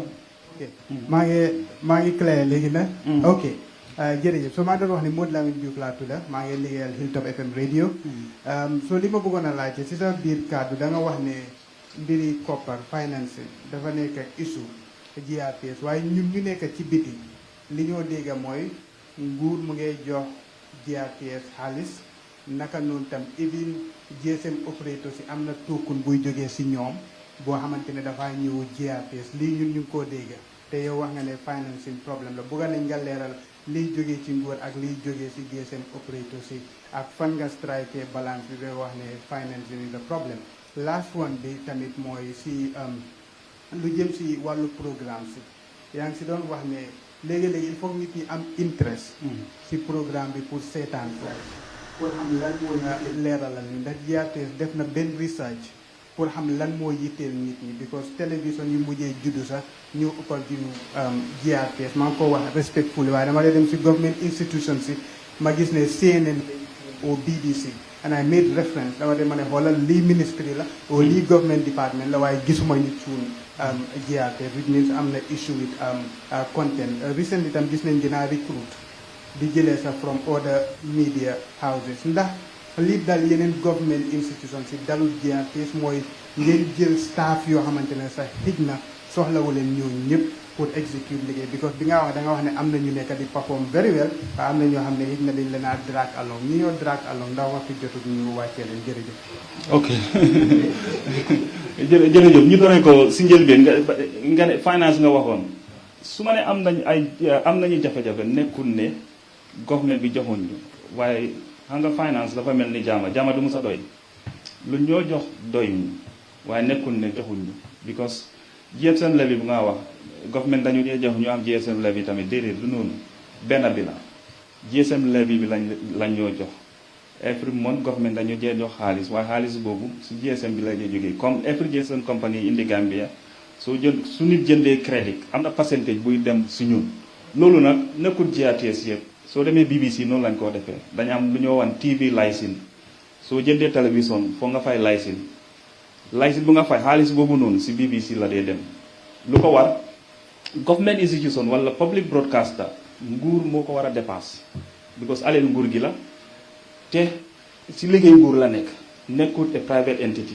nekkul ne dañ ko sos pour mu lii nii pour mu am profit déedéet du mun a am profit because jaayu dara lu moo jaay lu ñëpp bokk la jaayu ko sax daf koy joxe rek tasaaru ko loolu la beneen bi mooy ban programming waaw naam am nañu challenges comme nu ma ko waxee woon si njëlbeen ma ne xam nga before 20-30 years ago GRTS rek a fi nekkoon nit ki nag su nekkee yow rek daa nekk sëriñ fii nii yow rek gaa nekk docteur ñëpp si yow la ñoo dem de du noonu waaye beneen sëriñ ba nag beneen docteur su feeñee xëy na ñeneen dem fa xëy na mënut la sax waaye moo la gën a ees nga lu xew rek la aduna xew la leneen su xewee rek foog ñu taamu dem si loolu noonu GRTS ñu ngi seet suñu programme waaye soo seetloo tamit comme na ko ñun government institution lañu suñu programme lu si gën a am doole lu si gën a fas si nguur bi la président dem na fii ministre dem na fii te loolu foog ñu wane ko de foog ñu wane because kuy liggéey foog nga wane liggéey am because lii politics la government politics la in the sense that social contract la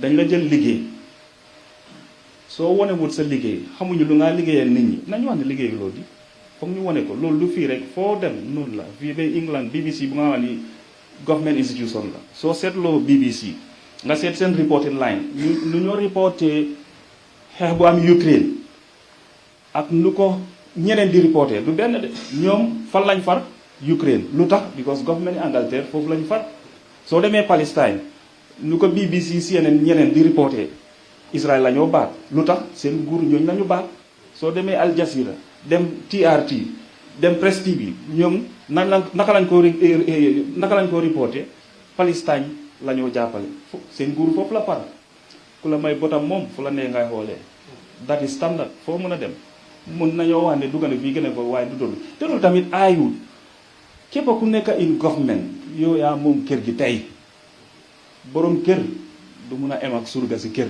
musta am fen du am fen de musta am yow sa kër doo em ak surga de loola ne ngay def sa kër su neexul surga gi na dem wala mu xaar su la fa yàlla jëlee keneen ñëw mu liggéey ak kooku aduna noonu la moo doxee nga ne beneen overstaff loolu dina jafe am xam nga public broadcasting wala broadcasting sax gis nga GRTS su fekkee ne naam 100% ñeneen ni ñoo demee noonu lañ demee dañoo wane ñun overstaff lu tax fii man nekkoon naa BBC hard talk xëy na xam ngeen hard talk produce naa hard talk Steven Sago ngaa gis di laajte question dara la fa defut moom loolu rek ay liggéeyam presentation ñeneen ñooy def research ñeneen def production ñeneen def editing ñeneen def lu ne so full team la mun nga am 20 nit working on one programme BBC laa la wax de te tubaab ñoo gën a efficient yëpp bu ñëwee fi yaxa 20 nit working on one thing nga am cameraman nga am light passing nga am sound passing ñun GRTS kenn nit moo dee def lii yëpp sooy produce programme man maa ngi doon produce di Checkpoint maa ngi doon produce di World Today am naa team waaye lu si ëpp mën maa ko def te ñeneen tamit noonu la dangaa nekk production yooyu yaay def lu bëri am loo lighting man GRTS amuñu lighting specialist amuñu ko amuñu sound specialist ku ànd ak caméra amuñu ko amuñu 20 or 5 people sax ñu bokk programme bi gis 20 ñooy di editorial board of this programme amut Alaaji Isa is there amut te noonu la war a demee looloo tax gars yi di def lu baax lu xarañ nga foog ne ñooñu mënuñ ñu jàppalente la soo suñ ko jëlee line boobu noonu ñun overstaff waaye su fekkee ne da nga foog ne ñi di dañu bëri lii ak lii loolu ñun mënuñ koo def su fekkee ne GRTS overstaff la sax loolu du liggéey GRTS loolu government policy general policy la moo doon to review all the agencies da wan ne lii ak lii ak lii ak lii yéen da ngeen lii waaye foog naa overstaff tamit lu jafe la de overstaff amul de because suñ ne nañ def lii nañ def ñeneen duñu am liggéey de te am liggéey tamit dafa dundal dëkk bi dafa dundal réew mi de it's part of the economic structure te ñu ngaa wane dañ overstaff am na ñoom tamit fu ñu baax de am na fu ñu taxaw kër goo dem da ngaa gis kii moo gën a xariñ kii moo gën a lii ak la leen waaye am na ku fa nekk nga foog ne kii njëriñu dara waaye bésam su ñëwee di nga xam ne kii njëriñ am na fi njëriñ de sa dof sax bàyyi ko fa ëllëg su ndogee ñëwee sa dof bi na leen daxa noonu la thank you keneen for GRTS before I go. Any further question for GRTS? Yes.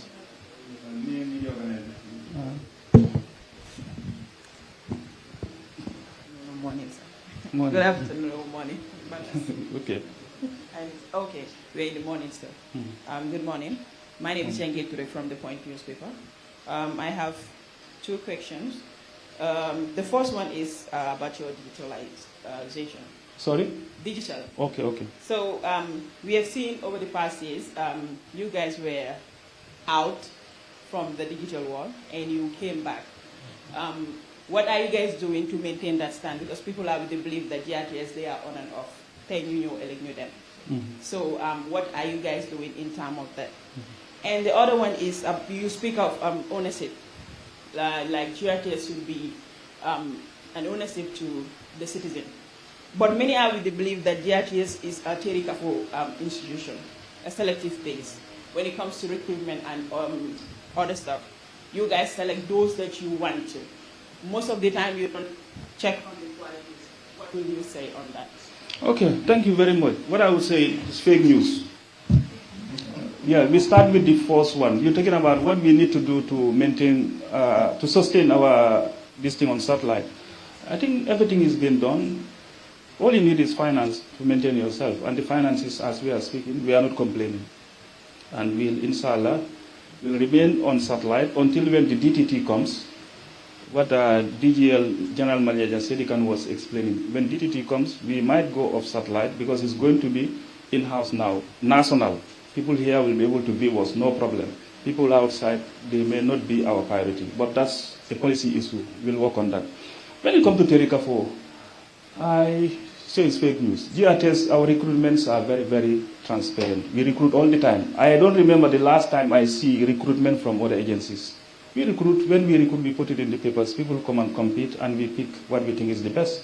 People like me, when I was coming to GRTS, I didn't know anybody. It was Alaj Moda and others who interviewed me, and I became lucky, and I'm here. True for many other people. It might be sometimes necessary to go outside and see people who can do something, and you bring them and call them, and say, come and join us. That is not Terry Kafo.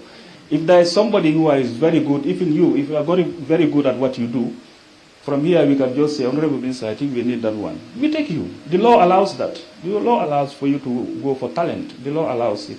But I think these fake news are just being peddled by, as my brother said here. You see, any institution you go to, there are people who are uncomfortable.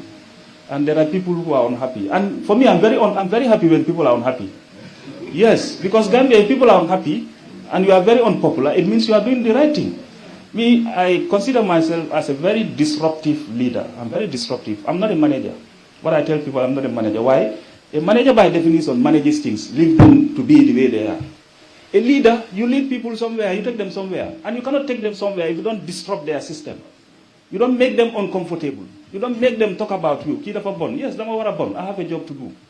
Yes, you have to make people uncomfortable. You see, when change is coming, people who are used to doing certain things in another way, you come, you say, let's have an alternate way of doing it. Many will be uncomfortable with that, and they will be unhappy with that. And they'll find names and they will label you. So, you the leader, what you need to do, just have a clear conscience. For me, whoever calls me and says, yes, that's it. I go and sleep. I don't reply, I don't do anything, because I know my conscience is clear.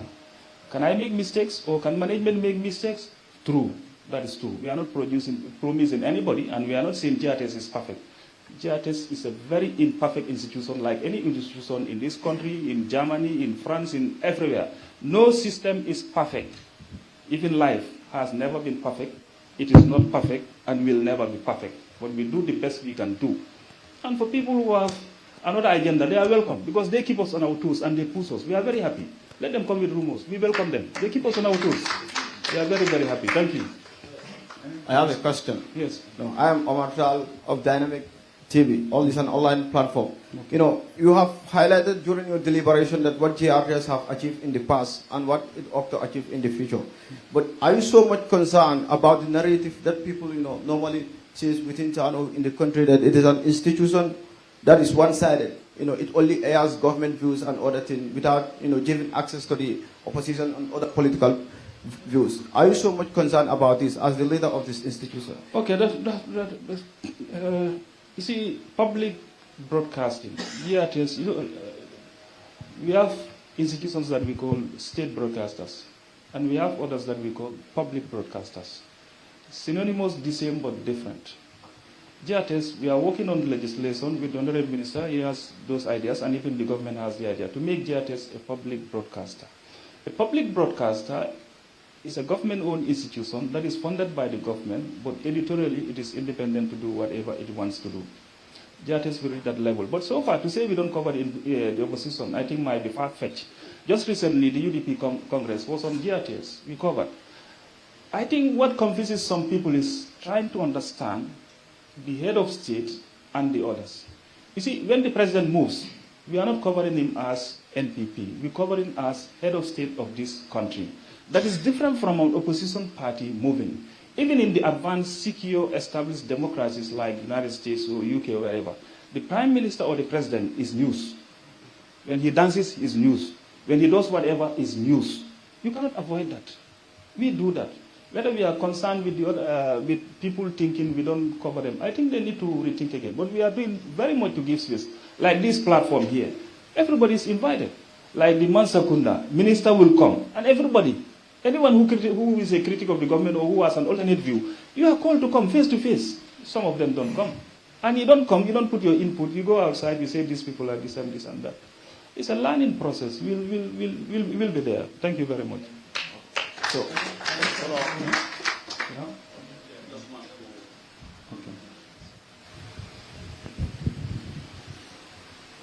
Thank you very much. My name is Ali Osise from PPD Gambia. I'm quite proud that, as highlighted by DG, that GRTS is now moving towards becoming a real public affairs broadcaster in the country. You mentioned the issue of GSM levy. I would just like to know from you, do you think this is something that is sustainable as far as the running of GRTS is concerned? Depending on the GSM levy, I know sometimes you might have delay in payments. Do you think it is sustainable? Okay, thank you. I think that's a very good question. See, from the beginning, the people who initiated that, they were very well-meaning. They meant well for GRTS and they meant well for the government. Because the government is overloaded with priorities, it might not be possible for the government to directly subvent GRTS. That's why this idea came up. But the idea of sustainability, really, even at our level, we've been discussing that thing, that we might need to look into it again. Why? Because we're dependent on income that is not under our control. In the sense that if the GSM operators today decided to pack their luggage and move to another place, what would happen to us? The GSM levy funding will have to be suspended. The government has to look into other means. But the good thing is the government is aware of that challenge, that we need to look into a more proactive, a more sustainable way of funding the national broadcaster. And discussions are ongoing to come up with something like that. But it's a challenge for all broadcasters wherever we go to, because our colleagues from Sierra Leone came here, they told us there are challenges when it comes to direct subvention from the state. And we sold this idea to them, what we do in the Gambia. And they jump at the idea. They say when they go back to Sierra Leone, they'll share that with their government. Possibly that one is an alternative. So what we people think here is not sustainable. Another person somewhere thinks that's the best option. But the dialogue is ongoing. Sustainability, but one thing is clear, GRTS will never close. As I always tell my people, before us, other people were here, they left. Today we are here, we will go, other people will go. Who is closing? We, the workers, we will be the ones to close. But the institution will never close. Whether there is GSM levy or there is no GSM levy, GRTS will be there. The government will find a way of keeping it there. It will never close. It will never. So sometimes we sleep knowing that it will never close. What we can do is we do our best for the institution. We do our best for the country. And to understand by circumstances today, we are the people in charge. But that is not going to be true in the next few years. We will go. So before we go, we do our best, as other people have done their best. And let's understand, this is work in progress. You do your best, you go, another person does his best. No system is better. Every system is dictated by how it responds to the circumstances it found itself. Yes. No? There are no questions. Come, there's a question from me. For GRTS again? Come in, yes. Hope these people will have time. If you throw all your bullets at us, keep some of your ammunition for the two gentlemen. Wait for the mic. Name and institution. Again, my name is Aret Jata from the Standard newspaper. So in 2021, GRTS was supposed to go digital and it was even approved by the Supplementary Appropriation Bill.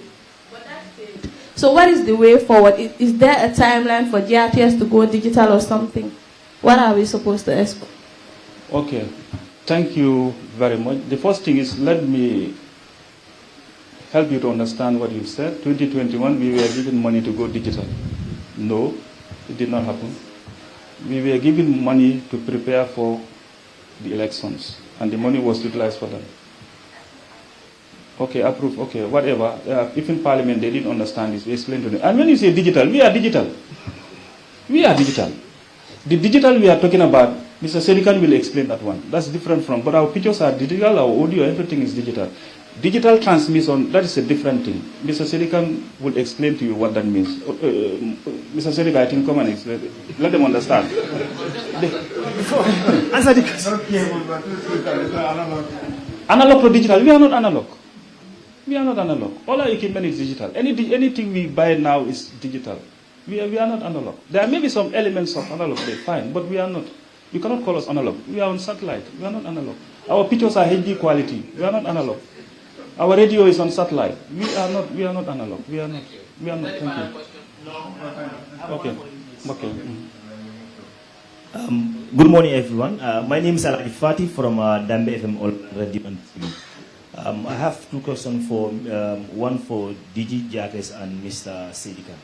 For GRTS, what I want to know, because for the project GRTS, in a very high standard there, and then you've talked about the training starts, but most of the kids, this staff will go out of the country. But when they return back home, the welfare, the salary also remain the same. So, as a DG, what are you also doing in that aspect as well? And then, okay, thank you. When it comes to salary remuneration, for the past 2-3 years, we've done all we could to augment salaries, and our board of directors approved it. The honorable minister, everybody is happy with it, but then the state has rules and regulations. When you approve from this state, it goes to another state. When it went to the SOA Commission, it couldn't go through. Why? Because they are also working on a holistic approach. Because their argument is, why you increase salary for GRTS, not GNPC, not GPPC, not GNPC, not NAWEC, not others. Why not we bring all of you together? Look at your pay scale. Some are paid $1, some are paid $2, when you are all doing similar thing. Let's have a structured salary line for all the state agencies. That's what they are working on. So that's what is delaying the improvement. And the other thing is, that is individual. You see, when you take this job as a career, even if you are paid less, you don't move. But if you take the job as a stepping stone to economic well-being, you will live even if we pay you more. Because we cannot pay you more than maybe what somebody else pay you. I don't really understand my language. If you take it as a career, this is journalism, this is a career that I want to do until when I retire, then you don't look at the money aspect that much. You look at your career development and your contribution towards the professional development of the institution and the career. But if you are at GRTS, not for career development, but for money, to build a house, to build other things, anytime you see someone who can pay more, you will leave, because you are there for the money, not for your career. You go to the teaching field, people have been teaching there for so long, they did not move, never mind the salaries, they are doing their best. You go to the army, you go to GRTS too, some people have been offered, they did not move. I worked for the UN for 1 year, I did not go, I could have gone. I opened the UN Resident Coordinators Media System 2019. So people can leave when they want to leave. They can leave. I'm a Chibinan scholar. And I work with the BBC. I could have stayed in London. I did not. The same is true for many others. Alaji Modo has been with us for how long? Jamu, Musa, Alaji Isa and others. Many people. There are others who will come 2 days, you put them on the screen, people recognize their face. Tomorrow, they look at, you see, people sometimes put more emphasis on image than substance. They see you on screen, you talk. They don't even know what you are talking, who prepared you to talk. They take you, they say, okay, we have a job for you. They give you the job, and you go. And some of them, I can tell you, they want to come back. Because what they realize is all that, not all that glitter is gold. And sometimes you can be paid more, but do you have peace of mind there? Do you have leverage to develop? Do you have command in changing the system? You can be just a cog in the system. You are paid 100,000 or whatever dollars, but you are just given reference to do the same thing, routine. You don't influence the system. You don't control the system. You cannot do anything. If I would go to that one and to a place where I can add value, I prefer to add value. Yes, thank you. You want to highlight the difference between digital? So I think some of our young, we don't know, those televisions that have those classic antennas. Those are analog.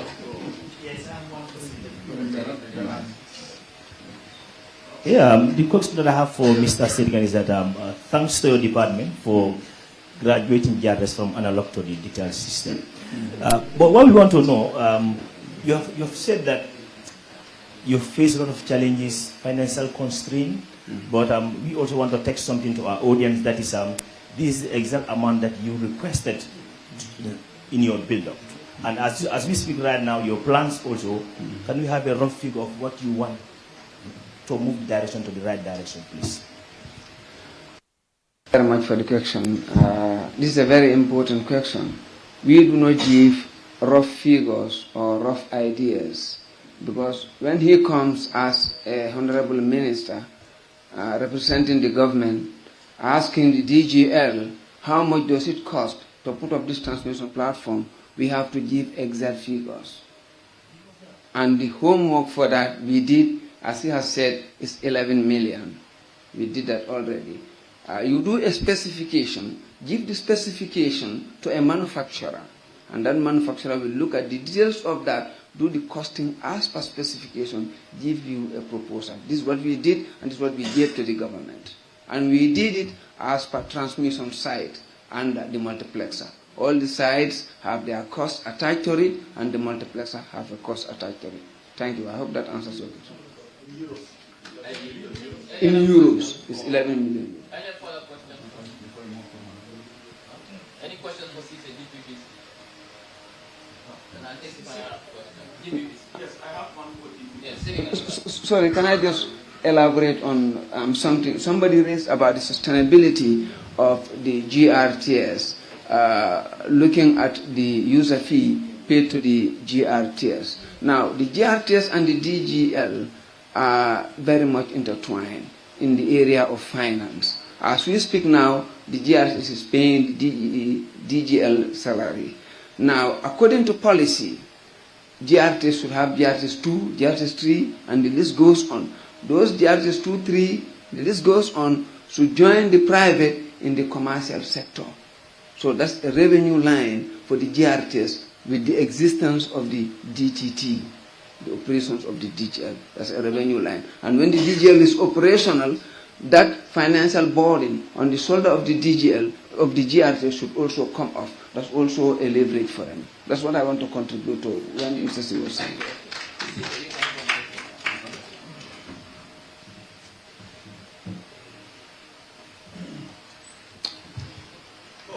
Yep. Once again, Alusi QTV. I would like to know from you, I mean, what exactly are you doing to remain competitive in a world increasingly dominated by digital media? People are now going to e-book and other stuff. So what are you doing to remain competitive in this industry? Thank you so much for that question.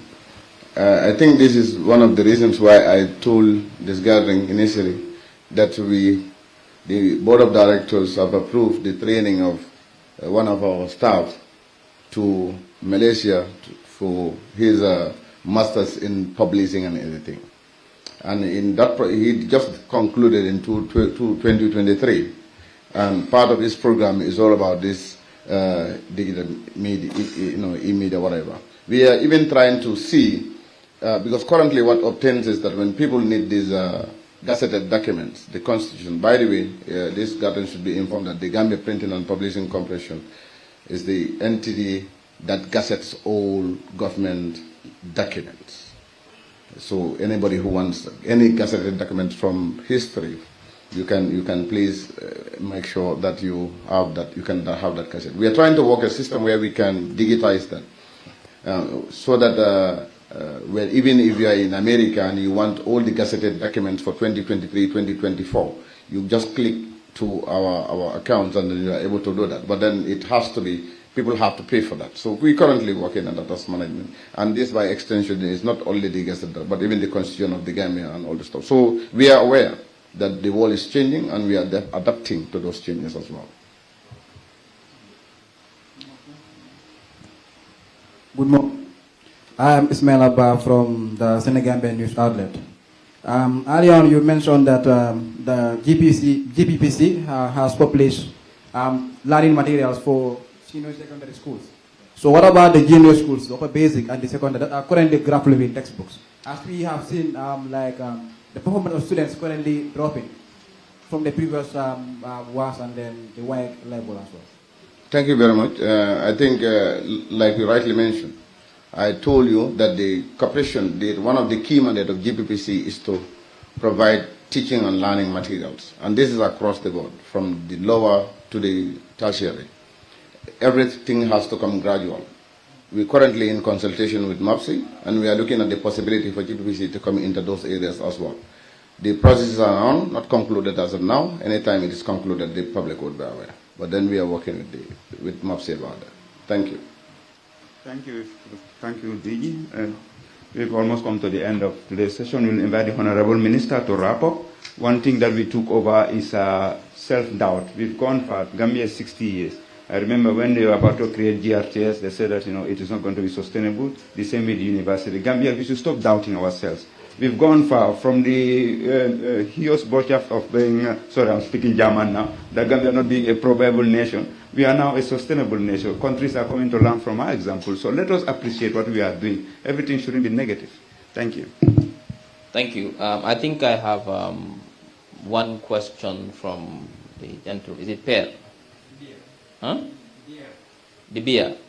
Yes, I think it's about following up on questions raised in earlier press. Yes, so I always follow up with those questions. And those who are responsible for asking those questions always get in touch with me privately for me to give them the answers. And I think the particular question issue you raised was about the ferry. I have spoken with the ferries. There is no policy, as far as they know, as far as we know, that people should pay in foreign currencies. Gambia is the legal tender of this country. Dallas is the legal tender. And therefore, all purchases for goods and services in this country must be done in Dallas. So that is very clear. Now, also, just to Martin Tularek Juf, see, I'm not like the ball like GRTS DGB about ne halis bi kopar bi doy. Nit ñi dañ wara xam ne pour nga mëna run a 24th century ultra modern public service broadcaster or whatever, and any broadcaster, it's not cheap. Modern equipments are very expensive. And I think we are trying to build a brand new ultra modern studio at GRTS. The quotation we received from one of the vendors to build one series, 2 million euros. Just to build a brand new ultra modern studio. How much does cameras cost? If you want HD, proper cameras, how much does one camera cost? So it's not easy to run a public broadcast. What you see is the screen, is the outcome, is the final product of lots of hard work and sweat and a lot of resources. All you see is what you see on the screen. And sometimes we are easy to criticize what we see on the screen, not thinking of what's happening at the back. So it's not easy. If we want to really transform GRTS to a state broadcaster which can compete with those in the sub-region, with Ivory Coast, with Senegal and other places, we need to invest heavily in it. We need to attract the best brains. You need to. Because if GRTS is paying $10,000 per month, for example, and someone offers 20, they'll go. If you want to retain and attract the best brains and buy proper equipment and train your staff to deliver the highest standards, you must invest. That is the point where I'm saying it's not that there is no money coming. And let it be clear, I think he makes it very clear, GRTS only receives one line of revenue, which is the levy. They don't get any extra money from government. That is money that is coming from government. It's not like they're receiving from 2 lines of revenue. And that is not enough to pay for the operational cost of GRTS, pay for salaries, fuel, and all those operational issues, yet attract and retain the best staff, yes, buy the most modern equipment. It's not possible. Therefore, I think DG is working hard on his team to come up with innovative sources of revenue mobilization that he can use to also contribute to modernizing GRTS. Any questions for me? Yes. Omar again, Dynamic Gambia. You've highlighted during your deliberation that the government through your ministry is trying to help young journalists to adapt themselves to become modern day journalists in the world. One would be asking, is this not one of the gimmicks government is trying to push to control the narrative within the media space or trying to censor the media? See, we are doing well. You see, now you speak like an Englishman. So we've done well in also making sure that we build your capacity. I thought it was a British man who was speaking when you were asking a question. But on a more serious note, it's not gimmicks. You see, we have a mandate, and that mandate is to ensure that the right of every citizen to access information is guaranteed. And we cannot do it without the media. And we allow the media to hold us accountable. The media is the fourth estate. The media is here to check and balance so that no government abuses power. And that we accept. That is why we are transparent to the media. So it's no gimmicks here. We are very serious when we say the media is a critical partner, and we mean that. So what I'm asking, does this make media free to say anything that they feel about government, trying to hold government accountable? Or is that government is trying to intervene? Listen, let me tell you, young man, what's your name again? Omar. Do you see any censorship in the Gambia recently? It could be. No, but do you see it? Well, I have not seen anyone yet. Do you see the questions asked here today? Yes. Would you ask these questions on the agenda? I could have asked. Yes, you. Thank you.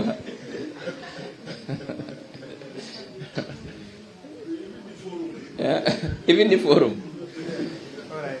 Jërëjëf bu baax a baax docteur maa ngi laa nuyu once again and di rafetlu bu baax a baax liggéey bi si Mansakunda bi ak yëpp waaye bëgg naa laajte tamit mooy mostly ndaje yi suñ amee dañoo gis ne dañ dee làkk si kàllaama nasaraan te lu si bari si ordinary Gambian si ñoo waxal dégguñ ko maa ngi bëgg a xam sa ministre yi yan jéego ngeen bëgg a jël pour ensure ne government suy am ay ndaje askan wi xam ko si làkka yi dégga waaye tamit national document su si mel ni budget bi lu si mel ni audit report bi ñu gis ne yii mun nañ koo indi si làkka yi nit ñi dégga fu ma tëjee tam finally mooy bëgg naa nga throw some light si mbiri media house yi tamit mooy in terms of jàppale private media bi benn waaye ñaareel tamit dégguma nga wax si mbiri embargo bi nga xamante ne mu ngi am tey si mbiri radio yi ak télévision yi fan la si nguur gi toll ci jamono bi jërëjëf. Pendant ñetti mbir nga laajte fii mooy bi si njëkk a gën a fis mooy mbiri laaka bi xam nga Gambie amuñ benn lingua franca mooy laaka bi nga xam ne moom la ñëpp dee laaka si local language yi si English moo official language bi léegi soo mee press conference nga ne si soo lañ ko defee ki nekk olof mun na si gis boppam moo tax ñuy wax ne képp koo xam ne ñëw nga fi nga bëgg a laaj comme yow noo ko defee mun ngaa laajte si olof waaye jéego yi nga xam ne yooyu lañ jël si ministry mooy ñun dañ am yenn lu ñoo ooyee strategic communication consultants yi nga xam ne consultants lañ at the ministry level saa yuñ amee Mansakunda wala press conference wala press release parce que xam nañ ne soo xaymayee soo dajeeg téeméeri Gambia ñu see dégg ak laak ak jàng angale mutut fukka kon soo génnee press release nga bëgg askan bi xam la moo nekk si press release boobu noonu ñu bari duñ mën a jàng la moo fa nekk kon amul njëriñ moo tax consultants yi lu ñu leen di def mooy ñoom saa yu ñu amee Mansakunda ak press conference ak press release ak lépp loo xam ne xibaar la bu jógee si nguur ñoom dañ koo jël lifin ko si laaka yeneen laaka yëpp ba pare tasaare ko si askan bi mooy si WhatsApp forum yi mooy si TikTok fépp foo xam ne mun askan bi mun dafa di nekk di déglu xibaar dañ ko fa di tasaare su ñëwee si audit report si ab budget bi nag boo dina métti parce que am na yoo xam ne technical terms lañ xanaa yoo nga jàppaloñ yéen mi nga xam ne dégg ngeen olof bu baax a baax ak ñi nga xam ne digg nañ soose mun nañoo laaka soose te luñ si dugal benn angale waaye kon lu ma ko dee waxee rek mooy ne boo noonu dinañ si def suñ taxawaay nguur gis ne lépp loo xam ne kibaar la wala kéeti nguur la ñu def ko si local la but for now loolu noonu is a big challenge nañ seet naka la ñu mën a def at the ministry level ñun dañ dee make sure ne all press releases all press conferences Mansakunda bi yëpp dañ ko dee jël tasaare ko si local language si ñaareel bi mooy mbiri embargo bi waaw dañ gisoon ne ñu ngi doon am na ñu doon abuse système bi dañoo am license ñu téye ko nekkuñ di opérateur laaj dañ la ko jox pour nga opérateur wala ñu am ko di ko jaay moo tax bu ñu ñëwee dañ laaj ñëpp nga ñëw renew seen license loolu jeex na léegi ñu ngi work on new guidelines léegi te mu pare di ma am naa meeting ak Pura promise na ma next week dina pare naa ko yóbbu cabinet as an information paper guidelines yi ñooy wane ne léegi mën nañoo joxe license yi la ñu lift embargo bi ne ñu ngi lift embargo ba léegi pour ñu jël license lii moo new guidelines yi mun naa ne kat dañoo yokk a fii si possible mun naa nekk ñu ne ok léegi képp koo xam ne da nga bëgg am license da nga war a operate around the country parce que dañ gis di imbalance out of 38 commercial radios 90% yëpp urban Gambia lañ dee operaté te info dafa war a dem si rural Gambia bi tamit ba pare gis nañ tamit ne am na community radios yoo xam ne because duñ dee fay license naka waruñoo def adverts boo dee du adverts te daanoo supposed to so di nga gis koo xam ne dafa bugg a drone commercial radio but buggut a fay that license mën a évi ko as a community radio